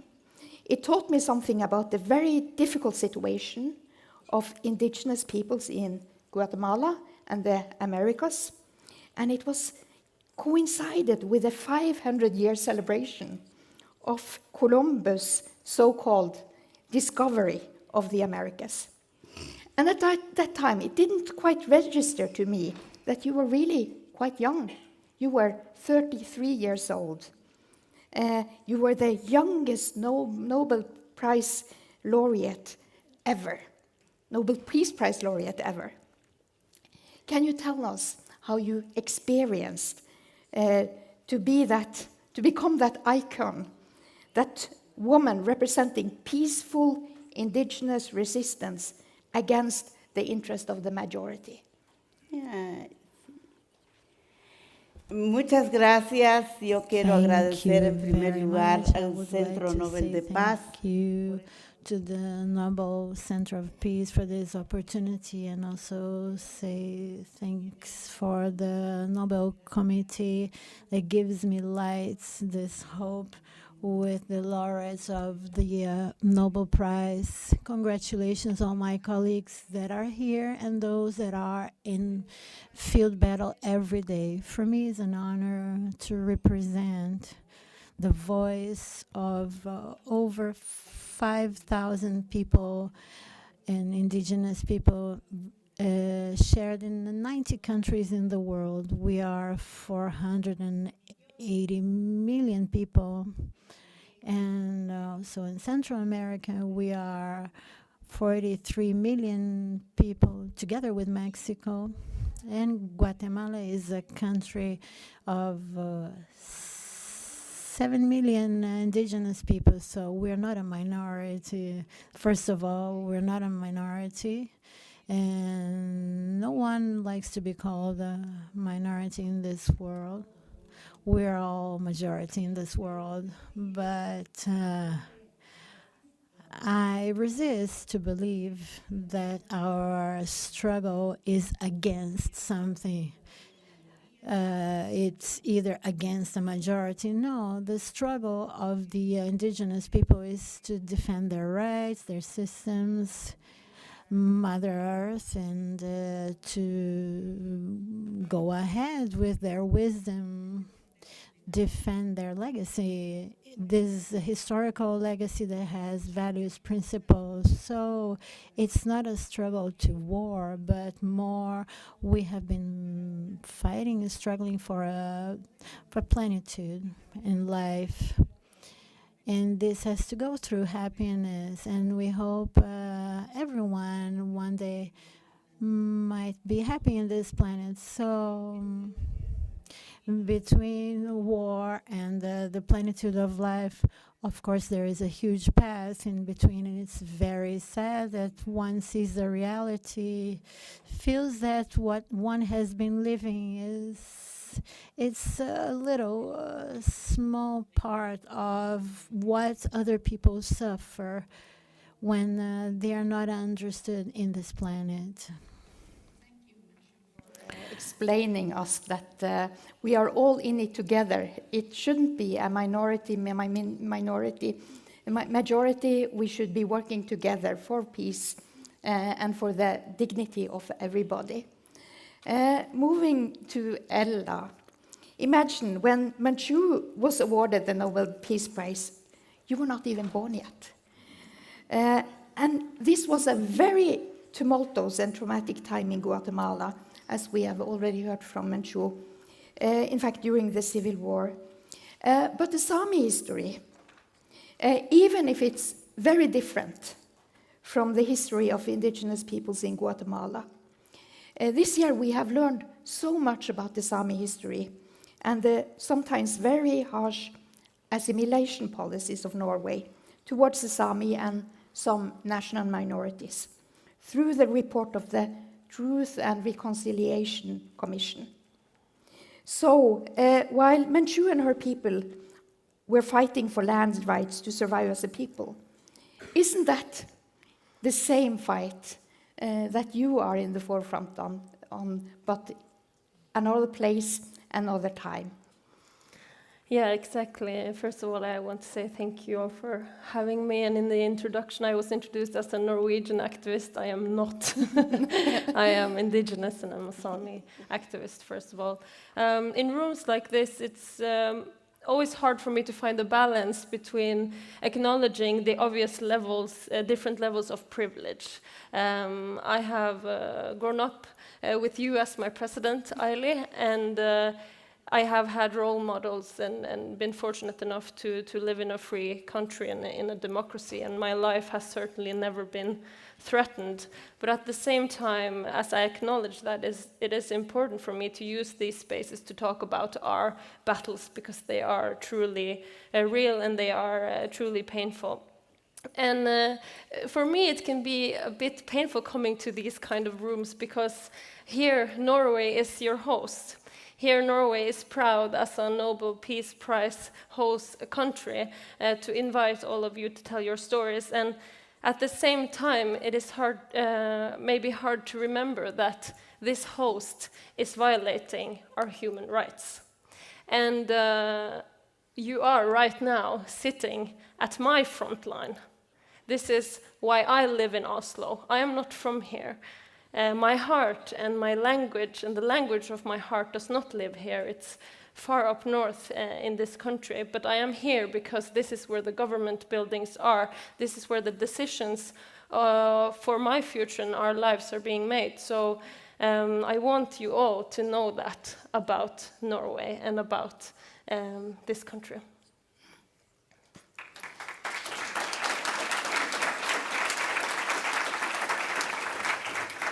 Gito, thank you, Ella, for reminding us that all is not always well in the state of Norway.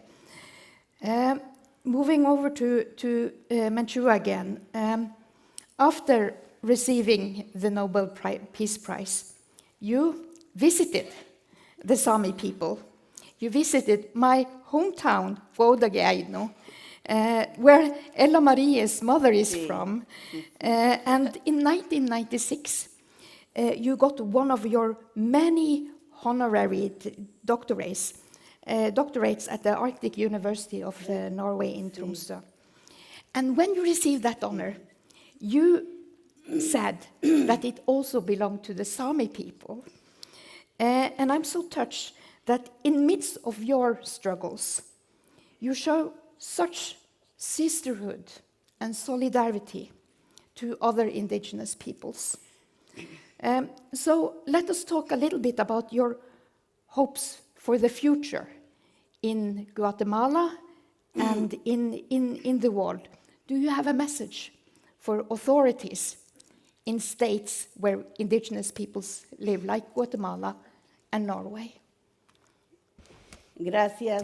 Thank you. En todas las In comunidades. all communities, we have been going through problems for landmarkings, persecution, criminalizations of their leaders, and often talking about development and saying that indigenous don't want development, but we have never been asked what do they understand by development.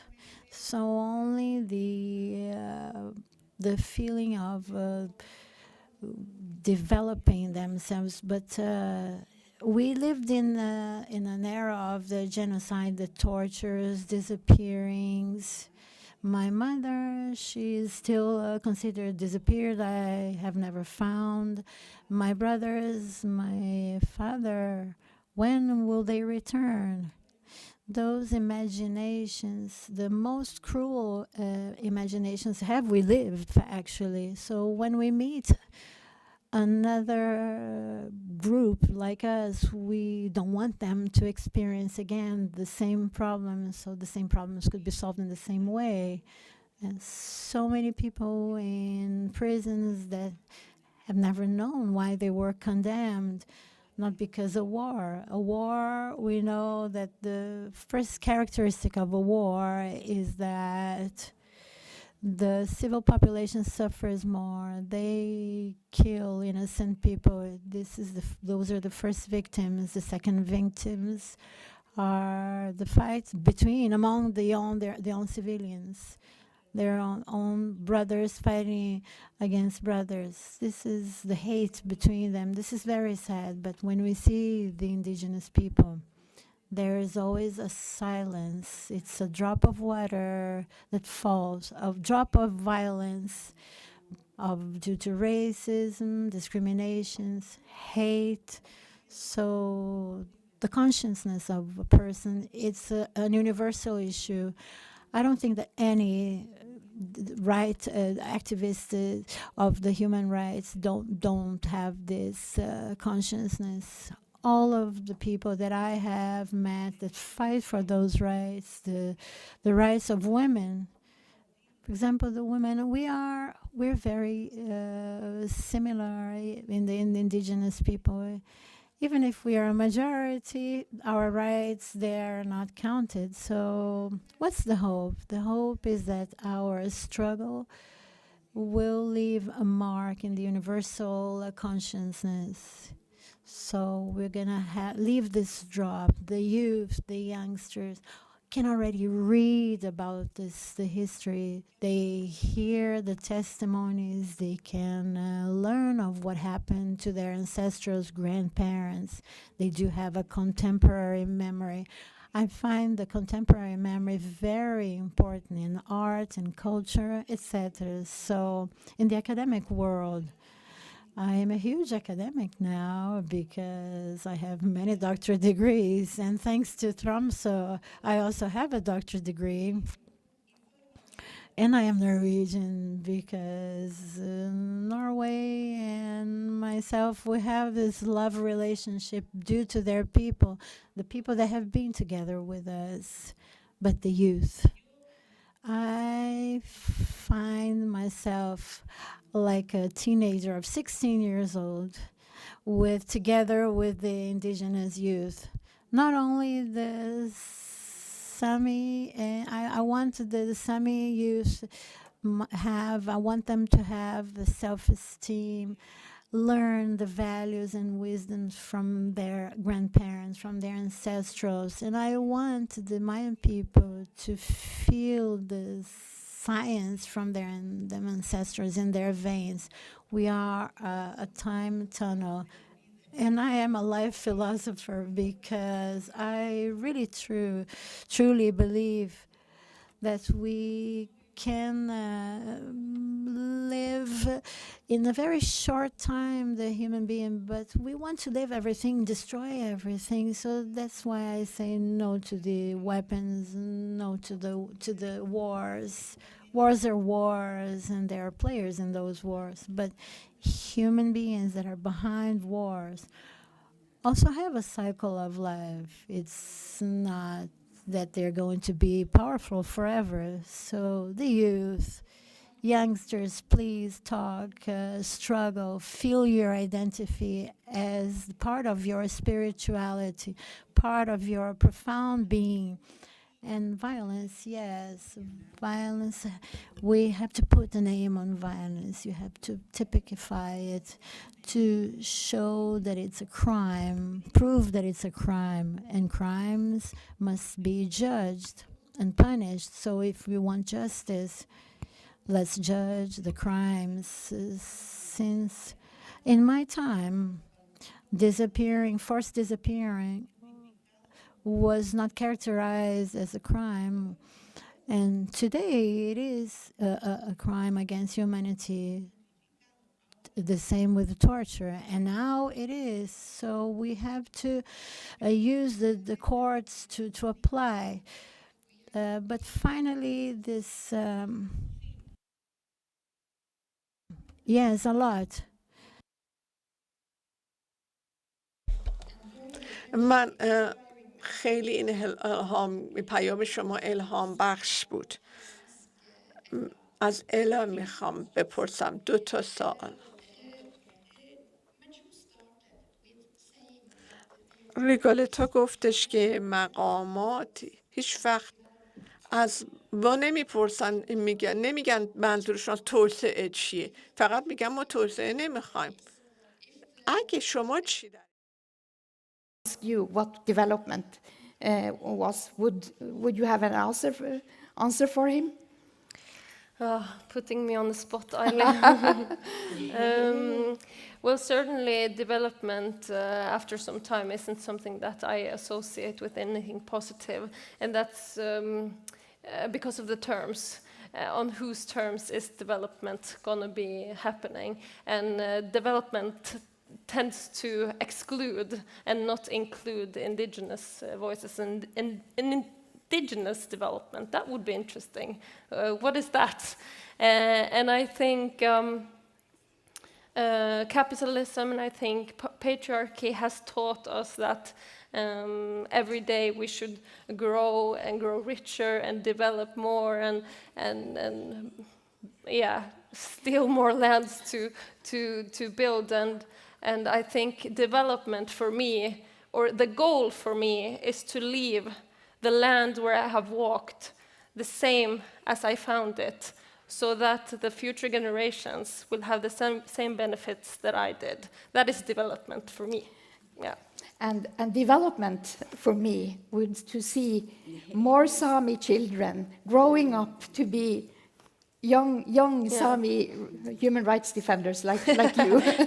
That would be development. But also, like Dr. Tum here talked about, like having the space and freedom to actually learn from our elders and actually do what is our purpose in life, and it is to keep the traditional knowledge alive. And right now in Norway, the state of Norway and the government is preventing that from happening, because they are forcing reindeer families to go and defend their rights to even live off of their traditional lands. They are forcing them into courts. They are forcing them into discussions that they never should have needed to have. And even with the Supreme Court ruling of Fosen, where we have won, they need to go and discuss with their oppressor to find a solution. So all of this time, in a time in the world where we need this knowledge more than ever to solve the climate crisis and the nature crisis, we are being stolen from those moments and not being able to carry on our legacies, which really is our traditional, very valuable knowledge. Yes, it's...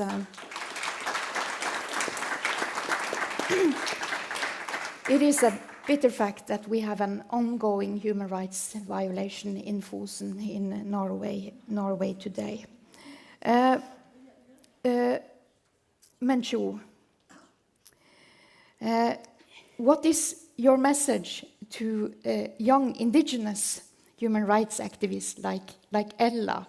How would you hope that she could continue with what you kind of have started? You mentioned indigenous values and how indigenous children and youth should learn about indigenous values, because that is wisdoms that is important not only for indigenous peoples, but for everyone living in the world. Yo creo que hay algunos I think that there are some basic important principles that are already recognized, the individual values and the collective values. This is the basic principle for us, the indigenous people. It is not impossible. It's not possible that selfish people, individual values that think they have achieved everything. No, we have to grow also in the notion of the collective rights, because we are sons of one collectivity, and also learn at schools academically and also have a life school. I have learned a lot from my school of life, also about the stones in front of me and struggling in life. The human rights, we cannot classify them in a life, but the human rights is the dignity in a totality. So to understand diversity and accept the adversity and being a child of diversity, it's a strong value of the indigenous people. The Mother Earth, we get cure from Mother Earth. When I have frustration, I go to a mountain, I breathe, I ask for power, I use the lights of the sun, I use everything, because many people, we have many frustrated people, and not only indigenous, there are frustrated indigenous, but there are young people, women that live domestic violence. To be an activist for freedom and for life, you also have to grow spiritually. And I believe that we live in this risk that we have so much hate around us, and we can become spiritually poor.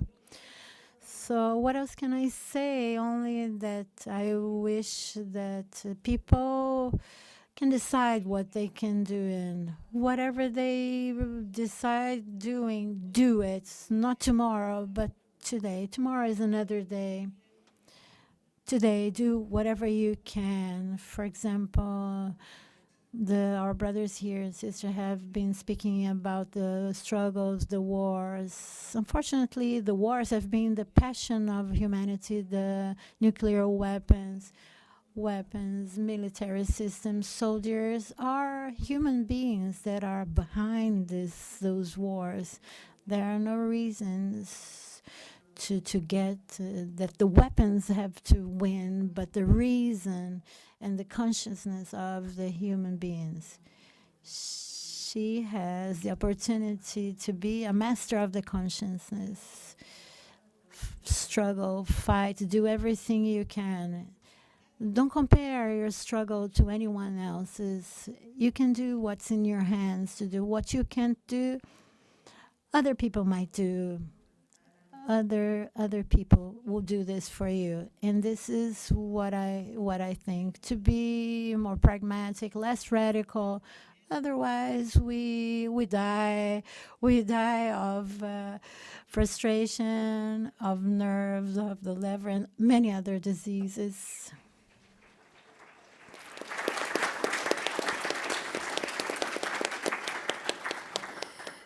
Very wise words and advice.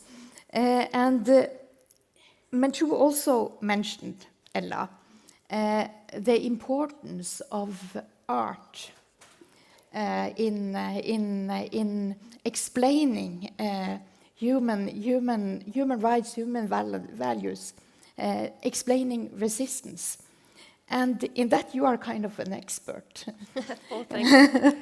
Because you are so rooted in Sámi values.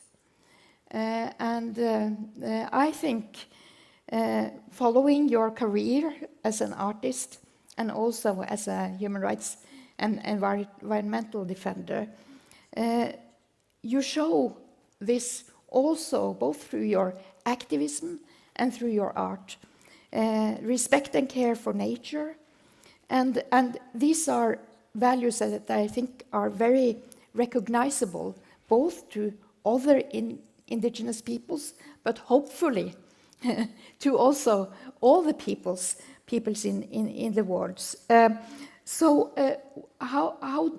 How do you think that do you think that through your art you amplify that message? Yeah, now I think so. I remember there was a time in my life where I was focusing on working more traditionally in organizations to make an impact, and I came to a turning point where I had to choose between music and working in an organization. For me, it was just such a selfish decision to leave the organization and make art full time, and I had it really hurt me that I had to make that decision. But now later on, I see that I reach a broader audience and I speak to people in another way that my words can't, because I truly think that art and my language is music. Music is like a universal language and everyone will understand, even though if they don't want to. So if I'm like meeting them in a discussion, they won't meet me in the way I need them to if they want to listen, and I can't convince them otherwise. But through my music, I think I can make people feel my pain, and I can make people feel my joy, and in that way we're suddenly on the same team. And I think that's a kind of superpower. Certainly.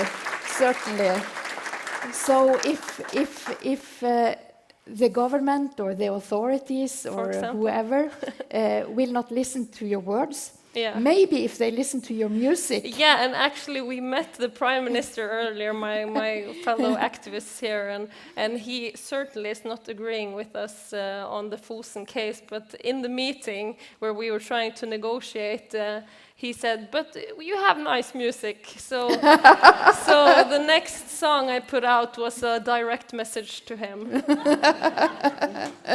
The power of music. Yeah. Yes.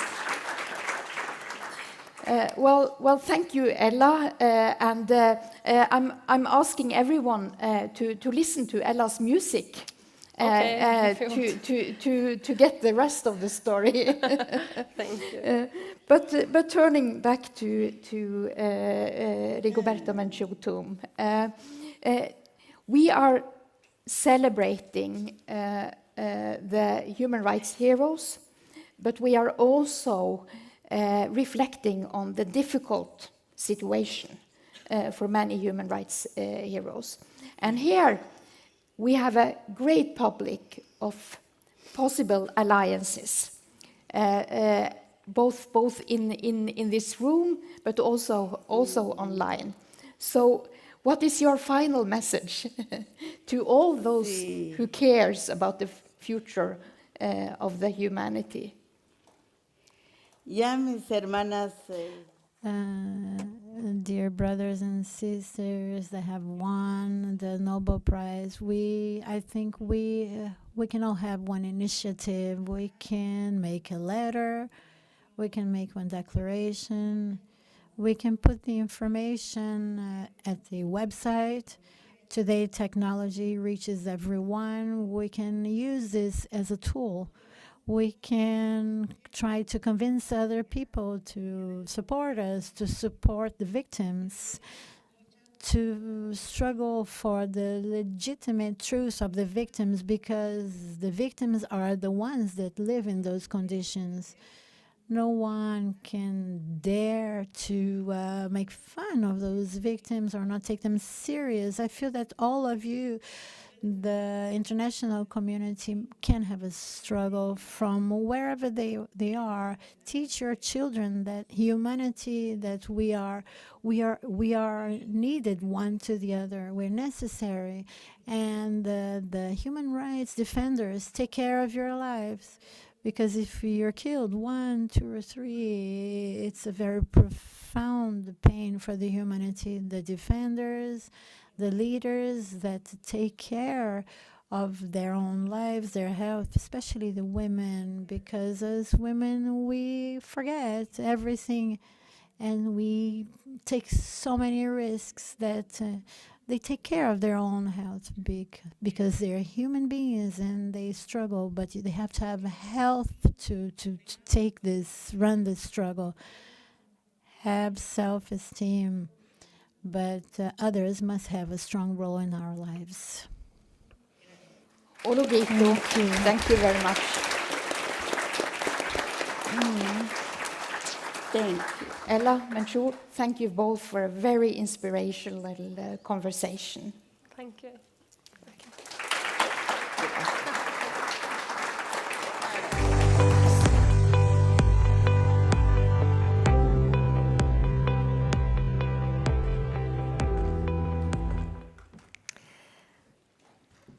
Thank you so much to Aili Keskitalo, to Ella Marie Hætta Isaksen, and to Rigoberta Menchú Tum. That was a powerful meeting.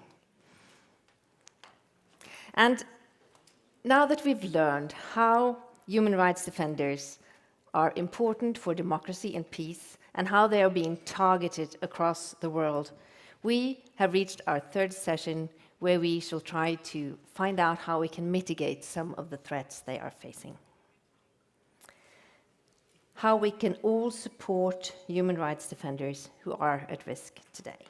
And to open this session, I'm so glad to have the woman who, on behalf of her husband, Ales Bialiatski, who is facing 10 years in prison, received the Nobel Peace Prize here in Oslo 9 months ago, Natalia Pinchuk.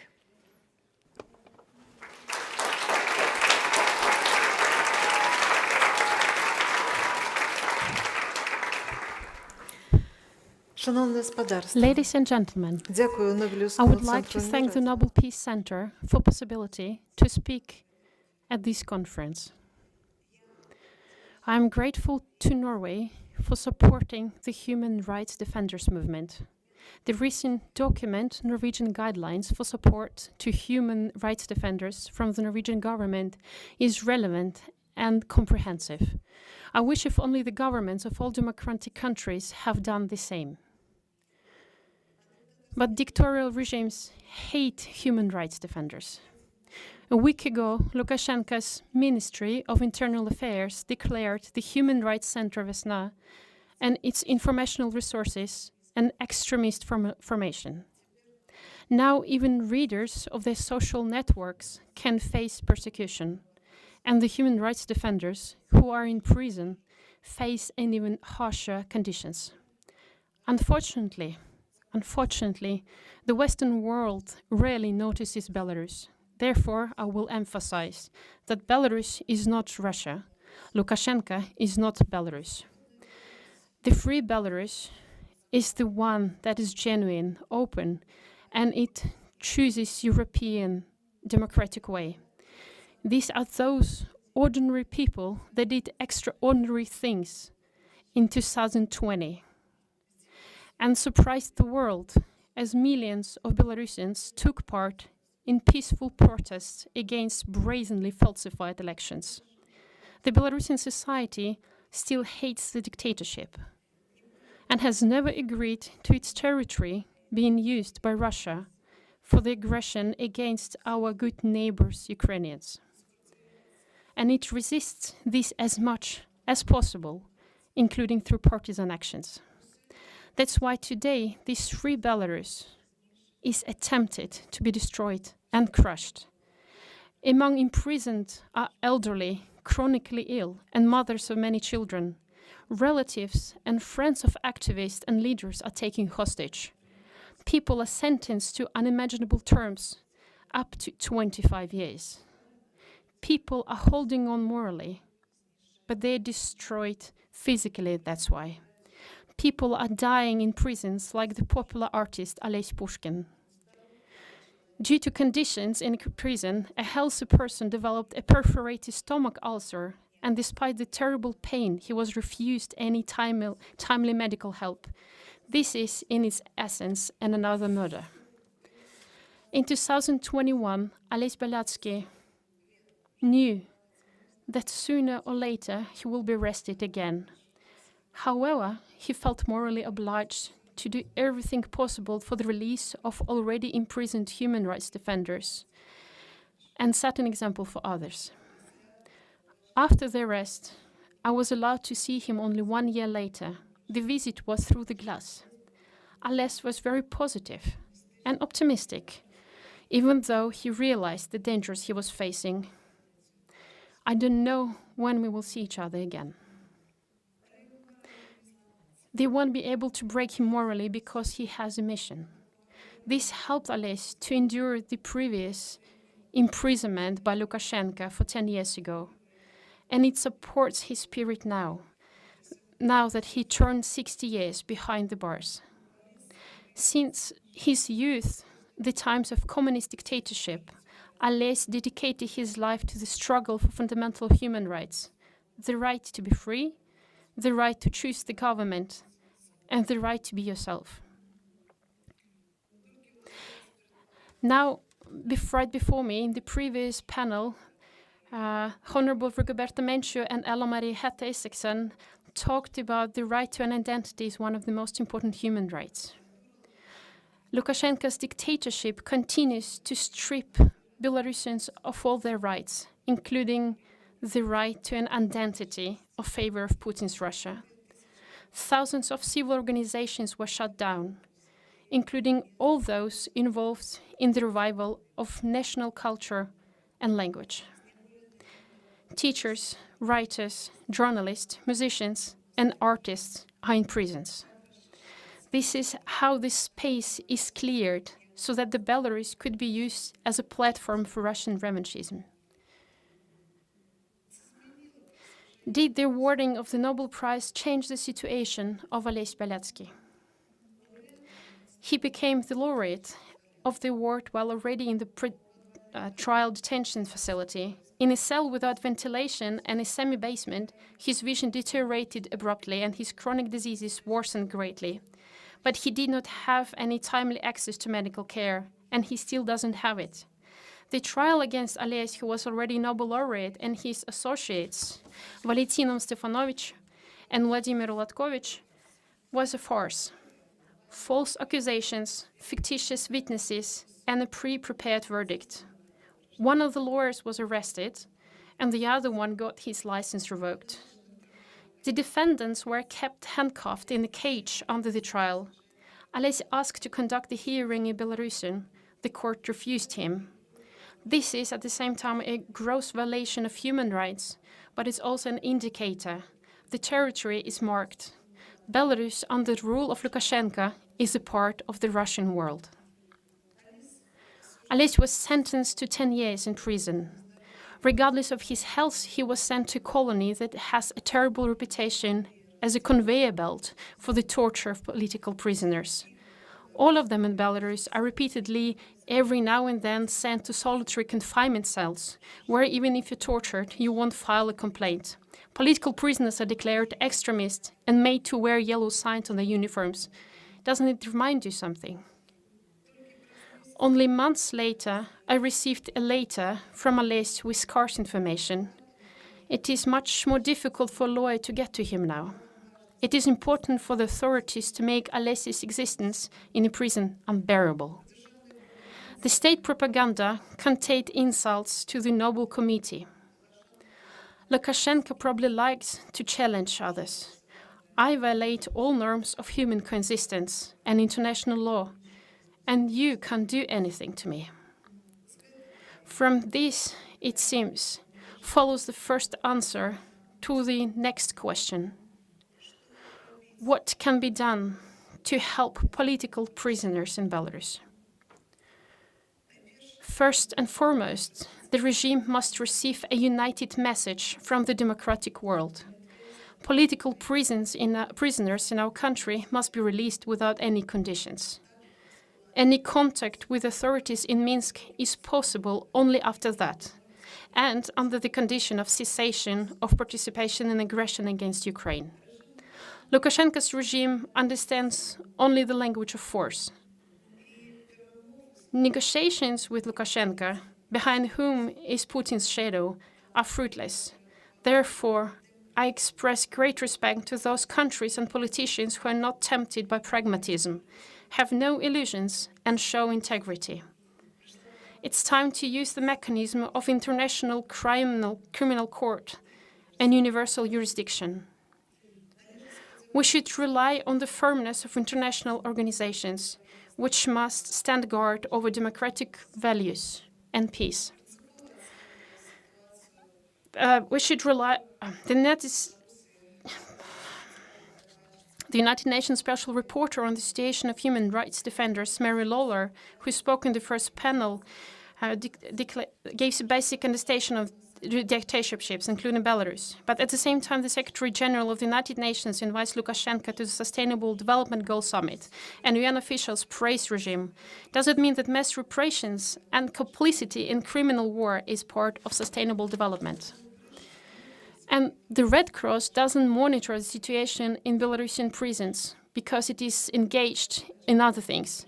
The head of the Belarusian Red Cross, Dmitry Shavtsov, participates together with Lukashenko's authorities in the forced deportation of Ukrainian children to Belarus from the Ukrainian territories occupied by Russia.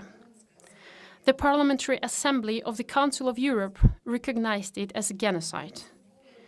The principled policy of democratic community should make it impossible for the regime to have an easy existence, show that both Lukashenko and his accomplices will bear the responsibility. What to do immediately? First of all, keep the Belarusian issue in the sphere of attention of democratic societies.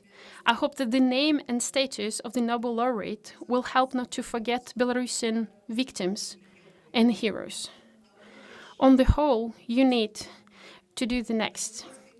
To tell the names of political prisoners and cover their stories in the media. To demand immediate access to prisons and colonies for medics. The right to send medication to prisoners, and to demand from the International Red Cross to stop the illegal activities of its Belarusian branch, and to ensure that international experts could conduct checks of the detention conditions of prisoners.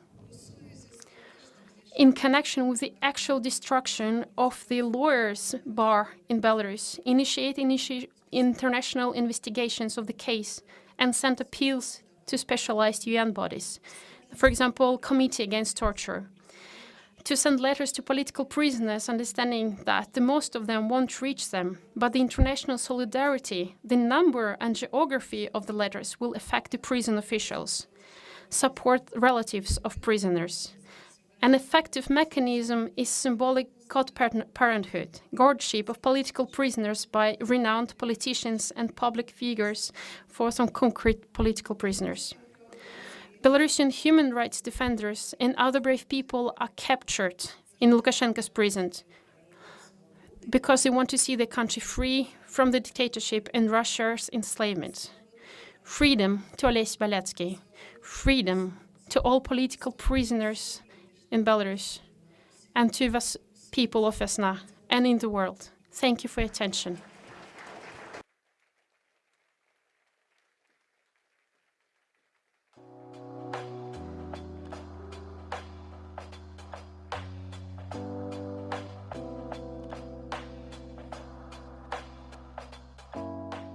On behalf of your husband, Olесь Bialiatski, who is one of Belarus's 1,400 political prisoners. There are ways to support human rights defenders and to fight for positive change. And for those of us who are lucky to live in a democratic country, building coalition is actually possible. It just takes some extra time and effort. And now we shall hear from two who are willing to take that extra time and effort. One of them started a movement with the goal of ending the use of nuclear weapons. Her efforts were awarded with a UN ban on nuclear weapons and a Nobel Peace Prize. The other one is one of Norway's leading figures in the young movement to fight climate change. Please welcome Beatrice Finn, former director of ICAN, the International Coalition to Ban Nuclear Weapons, and Gina Gylver. She is head of Natur og Ungdom, the Young Friends of the Earth, Norway. And to lead the conversation between them, we are lucky to have Bruno Stagno here from Human Rights Watch. The floor is yours.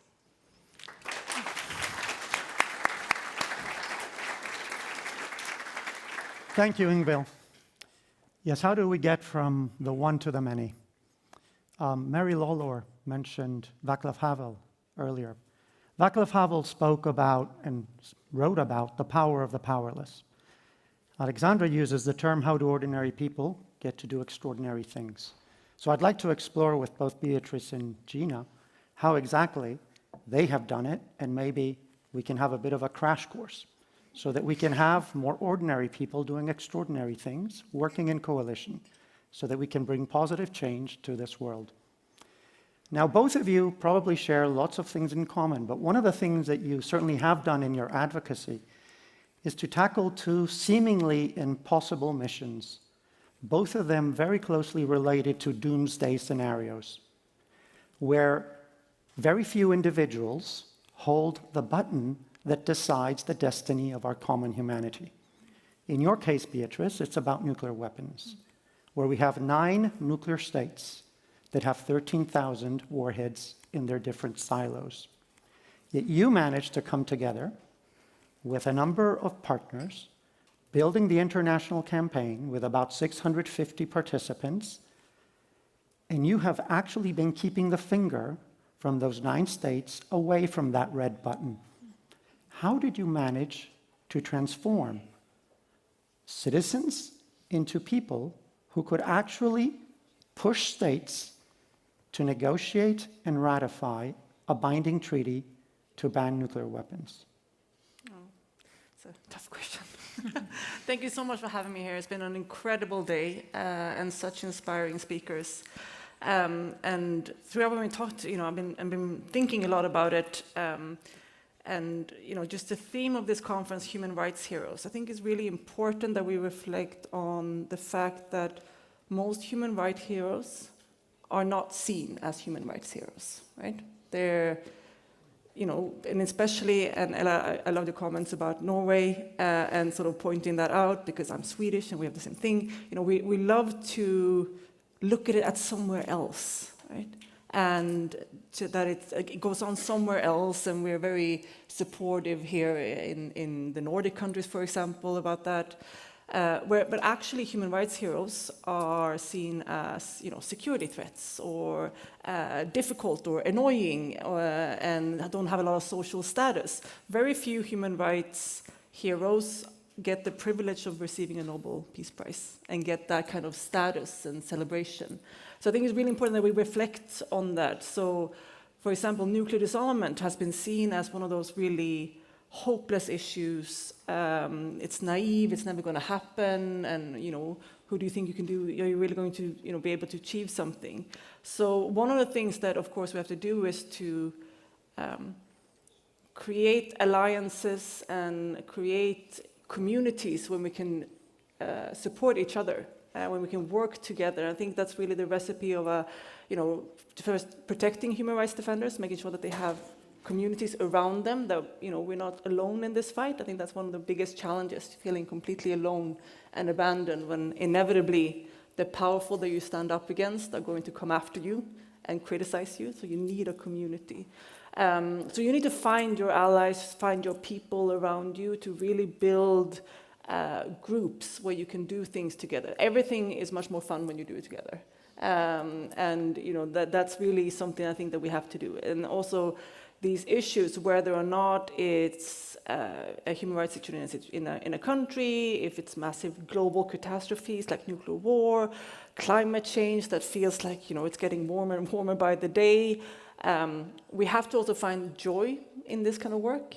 And that it's something that we can actually have fun and develop friendships and solidarities. One of the most remarkable things about ICANN is that I've met so many friends and so many great people that I've learned from, so many people in other movements that we learn from, and that it's a real sort of effort of solidarity. I think that's what really keeps us together and kind of keeping the motivation to work on these difficult issues. Thanks, Beatrice. Gina, talking about these doomsday scenarios, 1.5 degrees, right? That's what we hope we can achieve. Now, you've been working on climate change. Once again, this knows no boundaries. Decisions taken in a few states, namely the petrostates, right? They decide how much they will drill, how much they will pump, allowing others to burn. So how have you built, your community of supporters, and how are you translating that into political change? Tough question. I've been working against climate change for the past 10 years, so it's been almost half my life. And it's weird working with it in Norway, because we see ourselves, as we've been talking about, as this green, great country, but actually we are one of the countries fueling the climate crisis with our oil production. And then it also is quite hard to start those conversations in Norway, because that is such a big part of our identity as a country, the oil production and oil industry. And Norway is also on top of the countries where people doesn't believe in climate change. So that's a tough point to start. We're together with USA and Saudi Arabia or something. So we have a huge issue, and we have problems communicating it and communicating the crisis in it. So of course, I feel like we've tried everything for the past 10 years and many years before I started. And building alliances has been one of the most effective measures, because we need to bring people on board in this gigantic transition that we're going through. We're building another society, and people are worried what society will be, if there will be a place for them in that society. And that's also why people, for example, working with oil production is not such a big fan of the green transition often, which is understandable if you're worried that you won't have a work after the transition. So we've been working a lot with dialogue, trying to bring more people on board, building alliances, and also making that green transition more something else than a dream, but actually a concrete plan where people see themselves. And also, the alliance with indigenous people in Norway has been really important, because we tend to forget the minorities, and we cannot build the society of tomorrow violating basic human rights in Norway. So I think the alliances has been the most important part, and will be in the future as well. We were talking sooner about at times the uneven burden that is put on human rights defenders to actually come up with the perfect plan in order for politicians to be able to act on them. Can you both talk about that uneven burden? Why is it that people who might not be scientists, might not be journalists, might not be military specialists, have to come up with a perfect plan, while politicians basically just continue to dibble and dabble? It drives me crazy. It's absolutely. Anyone who wants to do something good has much of a higher burden of proof and gets held to a higher standard than the people who are just being very cynical and saying that, the world is awful and nothing good is going to happen, and so let's just sit back and enjoy it. I think it's fear that's speaking in that way. I get a sense right now that people are really scared about the future. Whether or not you are in a country where there's war going on, for example, you're legitimately scared of that, but also in countries like, my own country, Sweden, for example, even the people who deny that climate change is happening, they know it's happening, right? We know things are getting worse in many ways. And I think that sort of fear makes it very easy to sort of cave into the cynical feelings about it. And then people who are coming with proposals and saying we have to do something, it becomes a bit provocative because it's challenging them, and it's telling them that, no, we have to do something, and they don't want to hear it, so they kind of get aggressive and complain about the way we argue, or is this the right method or not? I don't know how many times people have said well, you shouldn't do this strategy, you should do that strategy instead.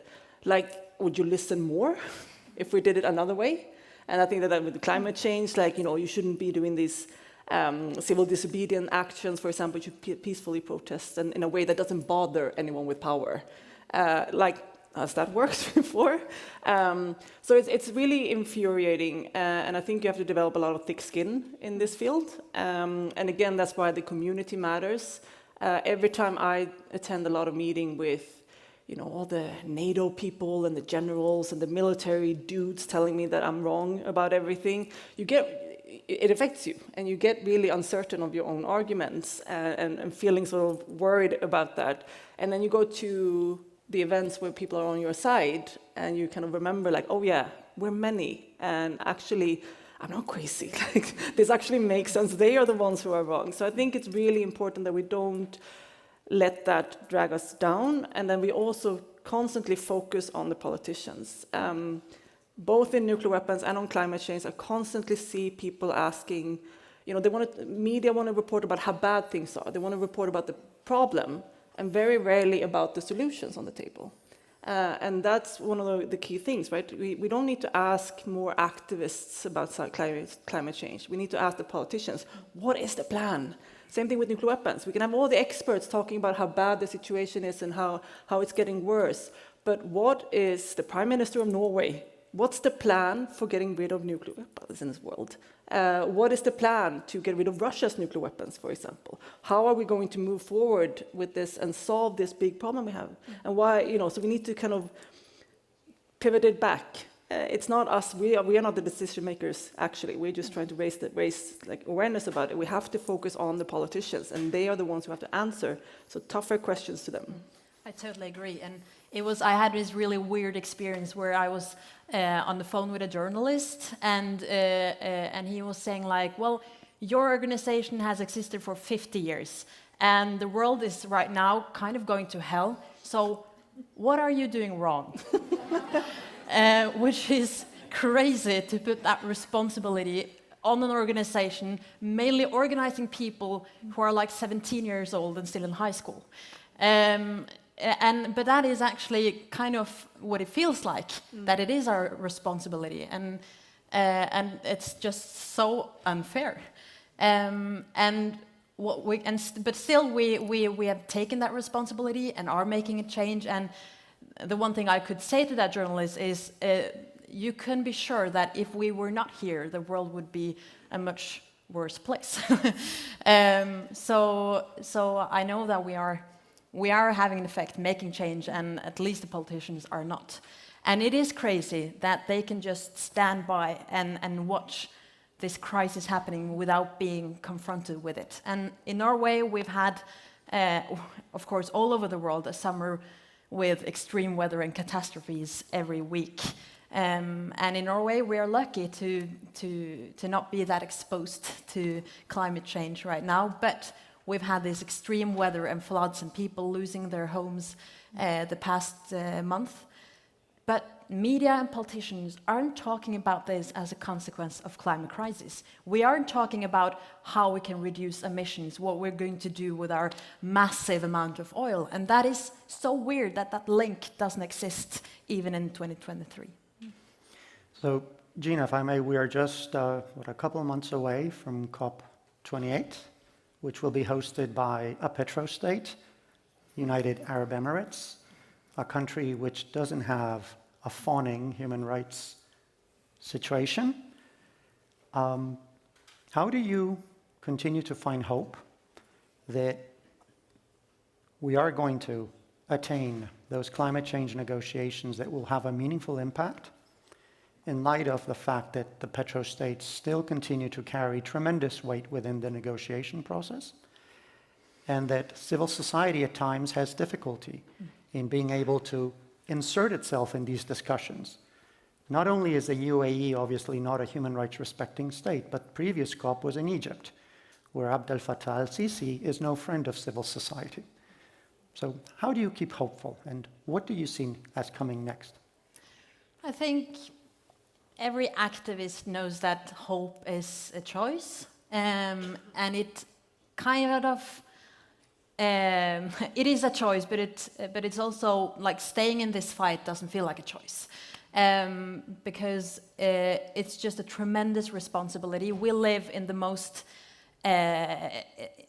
important years of all times, probably, to avoid catastrophe. And we didn't choose to be born at this point, but this is what you get to work with. And I think the most important thing for me is knowing that it is not winning or losing in the climate battle. Because, of course, we really, really want to reach the 1.5 degree goal. But if we don't, then we're not allowed to give up. Because every ton of CO2 that we can prevent from leaking out in the atmosphere will help us save lives and species and land. And it will always be possible to make that positive change and to save someone's life. And that could be me, and it could be you and you. So nobody's allowed to give up. And I feel like in Norway, politicians and business leaders and there are so many people who feel like that they can choose to believe or not, to have hope or not. But we have this gigantic responsibility, and we can still save lives, and it will never be too late to fight climate change. So I think that's the most important thing for me, giving hope, and hopefully it will keep me going for the next 70 years. I certainly hope so. Certainly hope so. Beatrice, over to you in terms of hope. Yes, we have this treaty. We've had, I believe, 60-some states that have ratified. Unfortunately, the 9 declared nuclear weapon states have not. By the way, some homework for Norway, nor has Norway. We have heard during the Ukraine war that at times Russia has hinted that they might use a tactical nuclear weapon, using this euphemism of tactical as if it were something small, minimal, when in fact any tactical nuclear weapon today is many times larger than the bombs dropped in Hiroshima or Nagasaki. So how do you stay hopeful in terms of what is happening just, well, not too far? It depends on which day, right, and how you wake up, in which mood. I mean, I think it's very easy to get depressed and cynical in this field and feeling like there is no hope. But I always tend to think that that is what the people who want status quo wants me to feel like. They want us to give up hope and not feel like there's no point of it. Because I also see how much just a few individuals can achieve if they work together. And as an example for that, the Treaty on the Prohibition of Nuclear Weapons was negotiated by around 120 governments. You have around 80, almost 95 that have signed the treaty, 68 I think have ratified so far, keeps growing steadily. And of course, the 9 nuclear armed states have not yet signed it. And we're working on that. But also, it doesn't mean that it doesn't have an impact. These kind of instruments and the work that human rights heroes are doing, even if the governments keep saying no, it still impacts them. And I find it really, we must not lose hope of how norms and international law actually impact all governments, democracies or not. When the full-scale invasion, when Russia started a full-scale invasion of Ukraine, I woke up that morning and just feeling like, this is so horrible, and it's evidence that they just don't care about all the rules and norms and stuff. But then you see also how they're fighting really hard to justify it, making up lies, trying to navigate, well, the US did this then, and trying, because they understand that you can't just do whatever you want. You have to kind of at least pretend like you're following some kind of rules. And it's depressing, right? And it's really awful to see it happening. But I think we should also take heart in that they are at least trying to have to fake it, right? And trying to pretend. We saw that with Syria, for example, with chemical weapons at the same time, that they're trying to have to kind of figure out how to blame some non-state actors, for example, for the use of chemical weapons. And that to me is evidence that the normative work works, and that it really has an impact. So the activists that pushed forward with the Treaty on the Prohibition of Nuclear Weapons, the use and the threat of use of nuclear weapons is prohibited under international law in this treaty. So when Russia then explicitly launches this full-scale invasion under the threat of nuclear weapons to intimidate us, to make us not dare to fully support Ukraine in this. That's illegal under international law. And what we could use then was to rally the countries that have signed the treaty, and some of them are close allies to Russia and have not strongly condemned the invasion, but they could condemn threats to use nuclear weapons. So we worked with them to really push them on that, to really get them to say that threatening to use nuclear weapons is unacceptable. And what we could see was this sort of wave of other countries, even China said that, and had India saying that, and that comes back, and Putin needs allies. He's desperately trying to figure out allies. So the work that some activists did, even though China hasn't signed the treaty, Russia hasn't signed the treaty, the US hasn't signed the treaty, still managed to influence them and makes it sort of, and I think that Putin was a little bit taken aback. What do you mean I can't do this? What do you mean I can't just threaten it? Why are people getting upset with me? And immediately backtracked and trying to pretend and gaslight us that they weren't threatening to use nuclear weapons. So I get hope from seeing how a few regular people like you in the audience actually shifted the perspective on that because of this work. And imagine what we can do if we many more. Well, thank you both for your courage, your advice in fighting these doomsday scenarios. And let me turn it over to Sri, who I believe is still engaging with the conversation, either online or with the audience here. Yes, we're hearing from folks all over the world. Thank you for this amazing conversation on the stage. We have a question we're going to bring to you, but just want to share some of the comments. Nargis says, thank you for this great conference. Vivekananda, warm greetings from Kolkata, India. Ukraine's brutality by Russia, all human rights abuse by states, terrorists, political and religious fundamentalist organizations in the world need to be stopped now. And the question here is from Charles in Zimbabwe.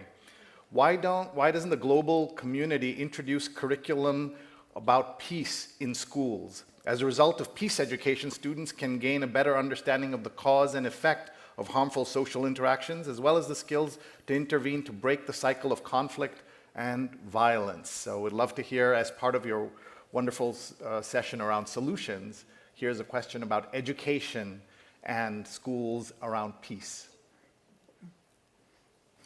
Well, I can start just because my most important education has been, without doubt, being in Naturungdom, in an organization where I was 12 years when I started, and I learned to write essays, I learned to speak to politicians, I learned to argument, I learned to organize the protest, I learned how you make yourself as heavy as possible when police is trying to carry away from a civil disobedient protest, and all those useful skills that you need. So I think the most important thing, at least in Norway, is to get more youth engaged in organizations. And of course, schools should also push that in a much better way. I would also love to see us teaching more about successful things that we've done in humanity. It is so easy to just focus on the negative and completely take all the incredible achievements that we do as humanity for granted. I think that the Nobel Peace Prize is one of those remarkable things that really celebrates something positive and people doing things, because it's very easy to kind of ignore those achievements, take it for granted, and then go back to focusing on the problem. And we know from science that our brains take up negative information, like I think 5 or 6 times more or something like that, than a positive news story. And I think people are under the impression that the world is awful and people are awful, and that's just not true. People are really incredible, and they do incredible things.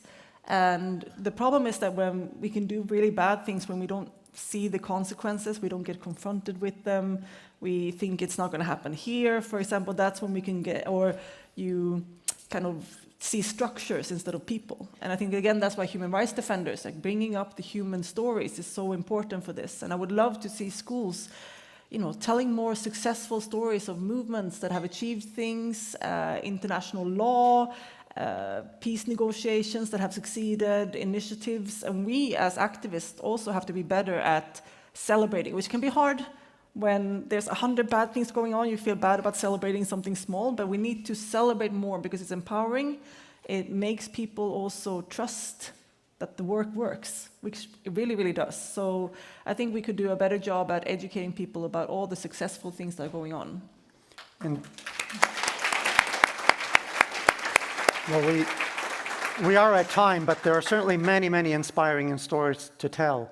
I would hope that by next year we can also tell the inspiring story that Norway has ratified the treaty Yes. and that Norway has been a constructive partner at COP28 and has not been socializing with its other petrostates. And stop the human rights violation on Fosen. Very good.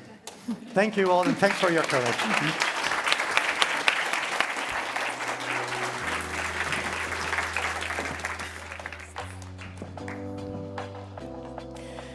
Thank you so much to Bruno Stagno, Gina Gylver, and Beatrice Finn for this crash course in how to build coalitions. Now we shall hear from 5 people who all will present different solutions to the same question: how can we support human rights defenders at risk? I've given them 3 minutes each, so this is quite a relay race. And the first one to get the baton is Berit Reiss-Andersen, chair of the Nobel Committee here in Norway. In what way, Berit, can a Nobel Peace Prize support human rights defenders? Is it a blessing or a curse? I believe that the world's most important and most prestigious prize is a blessing. But it is a very heavy mantle to carry for the person or the institution that receives the prize, because it is a prize full of expectations that you continue to deliver, as we have seen today from our dear Nobel laureates who are present here. But there are examples of recipients not being so very enthusiastic for receiving the prize. In 1973, Le Doc II of North Vietnam and the Secretary of State, Kissinger, received the prize for a rather fragile peace treaty and a ceasefire.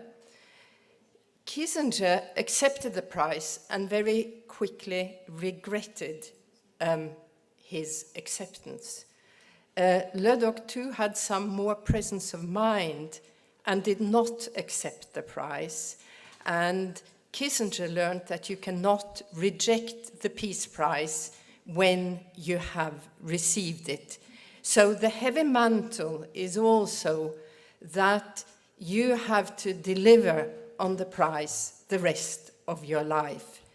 But the story of the Peace Prize is positive in the sense that there's hardly any other prize or event that can give the cause of peace more attention, giving the recipient a platform for speaking and having doors opened to world leaders, conferences, as you see here today, to continue the rest of your life to promote the cause that you are working for.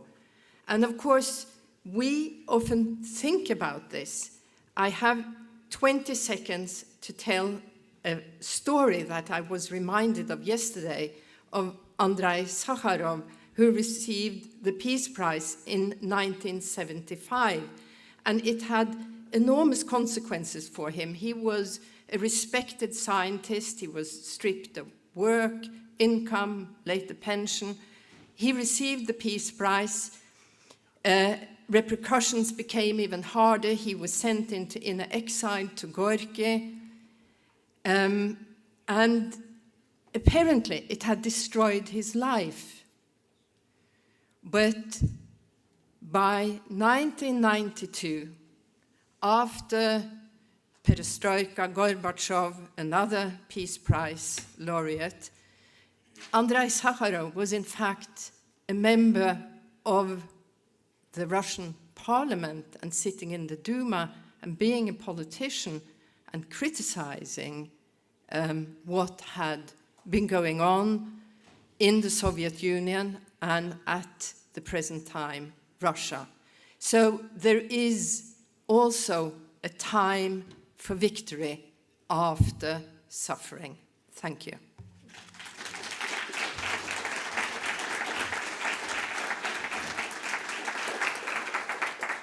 Thank you so much, Berit Reiss-Andersen. And from the Nobel Peace Prize, we shall move over to the Norwegian government. What can a country like Norway do to protect human rights defenders at risk when we operate abroad? State Secretary Andreas Motzfeldt Kravik, the next 3 minutes are yours. Thank you very much. Friends, ladies and gentlemen, distinguished Nobel laureates, it's an honor to be here and to speak at this conference. And I must say I've been very inspired by listening to the various speakers who have spoken before me. I appreciate all the comments and all the points that have been communicated. So thank you very much for that. It's an honor to speak at this conference also in terms of celebrating all of those who are taking risks and personal risks when they are promoting and advancing various human rights issues and democracy issues. So we are very thankful and very appreciative of all those who are working so diligently and so hard towards objectives that we all agree to. As we know, civil society and human rights defenders are instrumental in order to promote democracy, development, and peace. Norway has a long-standing engagement for human rights defenders. We led the UN working group that drafted the Declaration on Human Rights Defenders from 1985 to 1998. With the adoption of the Declaration, UN member states for the first time recognized human rights defenders as the human right to defend human rights. The Declaration confirms that everyone, individually or in groups, have the right to protect and promote human rights. Since then, we have continued our efforts. Norway regularly presents resolutions at the UN to strengthen the normative protection of human rights defenders. And these resolutions also enable the UN itself to engage with human rights defenders. We also work with human rights defenders and organizations that offer capacity building, networking, and security training and advice to human rights defenders across the globe. In addition, our embassies play an important role. Last week, we launched updated guidelines for the Foreign Service's efforts to support human rights defenders. The guidelines represent an important tool for Norwegian diplomatic missions to become more familiar with the work of human rights defenders and facilitate their operations and the work that they do in order to carry out their objectives. The guidelines outline several possible measures to take, from meeting regularly with local human rights defenders and civil society, to raising issues with states, to observing trials and demonstrations, and carrying out prison visits. Some of the simplest measures may also be the most effective. For example, meeting with diplomats can offer visibility, and visibility may in turn reinforce their legitimacy and counter negative narratives, defamation and slander, which often presents violent attacks. Another example is using embassies as a safe space for civil society to meet. Last year's laureates are examples of how the human rights movement have taken root and flourished even under the most difficult circumstances. And I can assure you that Norway will continue to support human rights defenders and civil society as they work for human rights, democracy, and peace. And I thank you very much for the opportunity. Thanks. Secretary Andreas Motzfeldt Kravik. Next in line is Amnesty. The international organization is doing a lot of things to support human rights defenders, but today Secretary General Jon Peder Egenæs is here to talk about something very specific, namely safe cities, where human rights defenders at risk can come for a period of time to continue their work from a safe space. Oslo just became such a safe city, and Jon Peder, what is the experience with that? I'm not going to tell you that. I'm going to describe the thing, but I'm going to warn my hosts. By the way, thank you so much for inviting me. What I'm going to describe to you right now is, at present, a very small pilot project. But, as everybody knows, if you start something, you have to have a vision. And our vision is, and there are many who are collectively together about this, is that the breathing space city, as it's called, will make Oslo as famous as the Nobel Peace Prize. So we're out for you. We're out for you. I will say something about the experience. But anyway, so Oslo as a breathing space city, and I have to ask Mary at the reception later whether that makes any sense in English, but it makes perfect sense in Norwegian, just so you know. Oslo Breathing Space City is a temporary relocation program with the aim of creating a breathing space for human rights defenders living in stressful or hostile environments.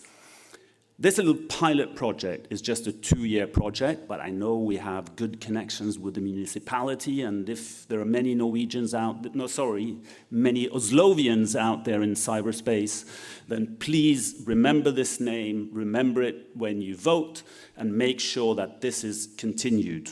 It's rooted in the Norwegian civil society and initiated by 5 Norway-based organizations. So Amnesty International, you've been told about, Human Rights House Foundation, the Norwegian Helsinki Committee, the Rafto Foundation, and the Norwegian Human Rights Fund. The funding for it, and this is why I'm talking about voting, is partly from Amnesty and partly from the municipality. So follow that space. Through this initiative, right now, human rights defenders from different parts of the world receive the opportunity to come to Oslo each semester for a stay for up to 3 months. The aim is that this allows them to take a break from their everyday life in stressful and hostile environments and then return to their home countries and carrying feelings of home countries with a larger and stronger network, having rested and recovered and carrying feelings of solidarity and support with them. Breathing Space Oslo is also a tool to educate a wider audience, namely the citizens of Oslo, on human rights work to create solidarity between cities and human rights defenders' needs. Cities around the world, sorry. I'm not used to using a script, sorry, but somebody told me I had to get this right. Between cities and human rights movements around the world. The program is tailored to each defender's needs and wishes and includes elements such as psychosocial support and well-being, enhancing their support network, training in areas of interest, cultural and leisure activities, as well as participation in activities awareness-raising character. And this last part that I've written myself, that's good, is important. The aim is not to remove these important individuals from their home environment and important work there, but to have an offer to some human rights defenders who feel the need for a break in a hopefully safe environment in order to charge their batteries exactly so they, after the stay, can go home and continue their human rights work. For the city of Oslo and all us Oslovians, that is actually a word, I've looked it up, it is an opportunity to show solidarity, share a little bit of our affluence, and learn more about how to support human rights work in different countries and situations. The Safe Cities program is a two-way street and a win-win situation. Thank you so much. Thank you so much to Jon Peder Egenes. And now we shall welcome Bruno Stagno from Human Rights Watch back on the stage. He will talk about how they can help human rights defenders when they are being watched. Hello again. To say that human rights defenders around the world are working and living in increasingly hostile environments is an understatement. Numerous autocracies and illiberal democracies are embracing and developing surveillance technologies to attain near omnipresent control of their societies. Some governments have turned to artificial intelligence-driven surveillance programs to attain fully integrated, multi-layered, real-time tracking of defenders. thus allowing them, if I quote the Chinese Communist Party as it refers to its own Sharp Eyes program, to make it hard for the discredited to take a single step. But government surveillance and omnipresence is also happening under the signs of programs designed for so-called smart and secure cities, but also for COVID-19 tracing. Human rights defenders are now under constant threat of being tracked and surveilled and having their phones and electronic devices hacked and exploited. And many companies, including in so-called democracies, are complicit in developing or enabling such Big Brother capabilities. To protect human rights defenders from these cyber threats, there are several ongoing efforts to provide them with cyber training and capacity building and give them access to advanced tools to safeguard their communications and documentation. But we really need to bring those solutions to scale so that defenders anywhere, anytime, can receive an early warning alert as soon as their phones or electronic devices are compromised or hacked. At Human Rights Watch, we work in partnership with frontline defenders in about 100 countries, and we document and we investigate a wide array of human rights abuses, including atrocity crimes. At times, however, we have to help to extricate and relocate partners who are at real serious risk. But the avenues that are available worldwide to facilitate such extrication and relocation remain geographically fractured, operationally limited, and financially under-resourced. The human rights community needs to urgently come together to exponentially expand our collective reach for extrication and relocation of human rights defenders. This conference started out with a very moving song about Afghanistan. The humanitarian tragedy in Afghanistan on the 15th of August 2021, with people scrambling to the airport, should serve as a telltale wake-up call for all of us that we need to seriously scale up our solutions in terms of relocation and extrication. In that regard, I hope and I believe that the Sunflower Declaration is an important step so that we can think bigger, better, faster, and deeper. Thank you. Thank you so much, Bruno Stagno. And now to the last runner in our relay race, Ella Marie Hætta. She is here to give us the result of a roundtable discussion that took place this morning, where businesses discussed how they can support human rights defenders at risk. Ella Marie is Director of Risk Services at PwC, and she led the roundtable this morning. And Ella Marie, can you give us the main takeaways from your discussions? I'll do my level best. Business and human rights is a topic that in many ways is still in its infant stages when it comes to implementation. Speeches have been held at international level for quite some years, but there is still a way to go when it comes to unleashing the potential of the private sector in operations at country level and in supply chains. More and more companies are committed and they want to contribute and to do the right thing, and they already do quite a lot of good work. But we recognize that we as businesses need to learn and mature like other stakeholders have done in the past. A practical first step is to capture and share learnings between us in the business community. When we failed, why did we fail? And what do we need to do better next time? But equally important, when we face challenges but still manage to protect human rights and human rights defenders, what did we do right? But we also recognize that we need help. We often need to be more informed about the situation on the ground in the societies where we operate, both before potential investments and during operations. We need to establish dialogue with a broader base of stakeholders, not the least civil society and human rights defenders, and listen to their analysis. Careful due diligence is extremely important before commencing operations, but this process is not a once-off. The analysis and the dialogue needs to happen continuously throughout our operations. Unfortunately, there is often a lack of trust between different stakeholders. We're all part of a bigger picture, and we all need to work on the trust issue. Because we don't always understand each other's roles and each other's motives, and we too often make wrongful assumptions about each other.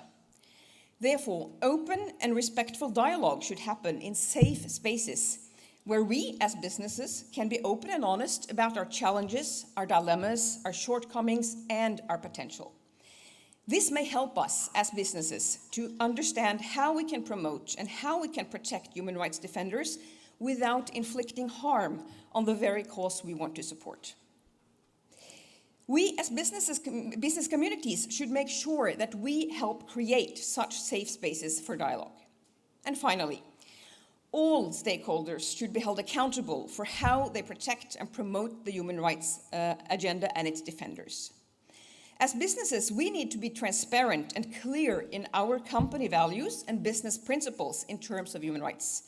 These values and principles must be held high by executive management and clearly communicated in the business chain to all external stakeholders. This way, we are transparent and we can thus be held accountable. We should be held accountable. And not the least, companies who do not emphasize such principles and values should of course be held even more accountable. Indeed, the business sector has a role in protecting human rights and its defenders. And we believe more and more companies and investors will understand this and act on this in the years to come. Like Beatrice Fien and Gina Gylver just said, no one person, organization, or sector can promote and protect human rights heroes alone. So we need to build strong alliances across sectors. A growing number of businesses would want to be part of such alliances, and we will help build them. Alliances where we can challenge each other to do better, recognize and utilize each other's strengths, thereby challenging and supporting each other to push a joint human rights agenda. Thank you.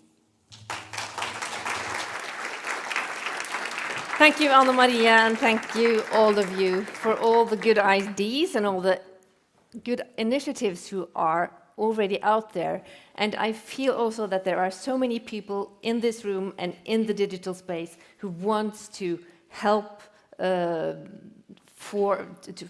these initiatives out into the world. But we can all do more. And that is why Kjersti Fløgstad is coming back on stage to continue the story she began in the beginning, where she said that when the Nobel Peace Prize laureates came to Oslo, we asked them, how can we help you with your cause? Let's hear how that all went. Kjersti. Well, it's obvious. More needs to be done for human rights defenders. So the answer was very clear. And we founded a drafting committee that helped us draft and write this Sunflower Declaration that we've been talking about several times today. So let's look at the movie and see a little bit of what happened.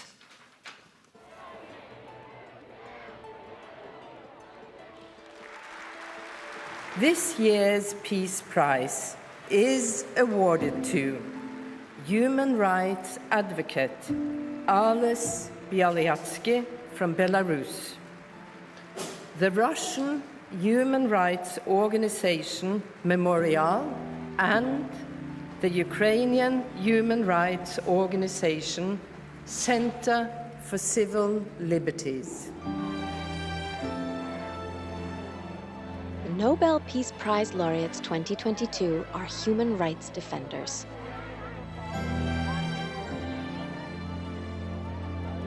Along with thousands of other brave people across the world, they are defending our common human rights, often at great risk for their own health, freedom, and safety. How can we defend them? The Sunflower Declaration is a call to action to protect human rights defenders at risk. It is a set of concrete recommendations drafted with the Nobel Peace Prize laureates, presented at the Nobel Peace Conference 2023, signed by Nobel laureates, experts, and institutions. And now, you can support it too.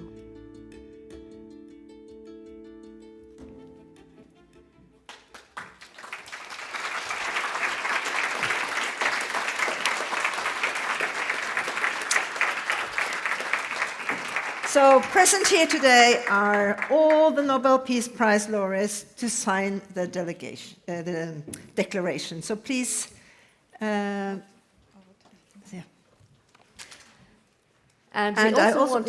we also want to thank all those people and organizations who've been taking part in making the Sunflower Declaration come about. So please, Konstantin Starobets from Alice Belyatsky's organization Vyasna, and Dennis Shadow from Memorial, Ed O'Donovan, who represents the UN Special Rapporteur on Human Rights Defenders, Nicole Bibin Sedaka on behalf of Freedom House.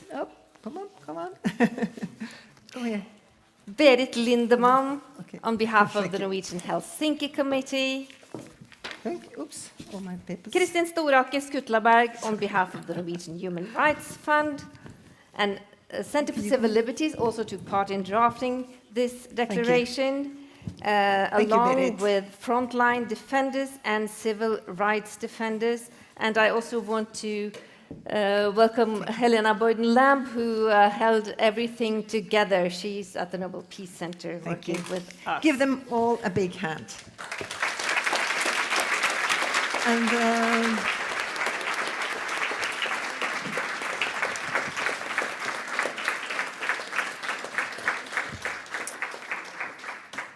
okay, Dennis,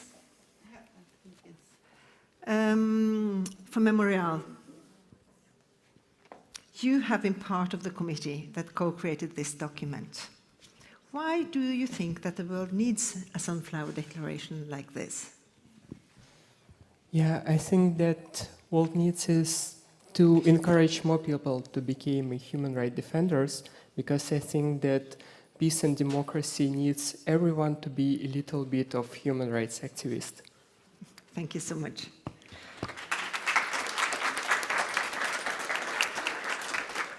Alexandra Mazwituk, what do you hope that this declaration can lead to? For sure, we as people who work on this text, wanting the ideas ingrained in this text come true, and people who bravely fighting to defend others' rights will never face with a persecution. Thank you so much. So, do you want to say something now, Ingrid? I think we should thank all our wonderful speakers. We shall thank everybody on stage, and we shall thank the audience who's been here today and all of you who've been watching us online. And for those of you who are in Oslo, the Nobel Peace Festival will start outside in a little less than half an hour. So I recommend you to join there. It's free, it's open for all, so please stay with us. I want you to give a big applause now to the drafting committee, to the Nobel Peace Prize laureates, and to everybody who are fighting for human rights everywhere in the world. Thank you. Thank you so much, everyone.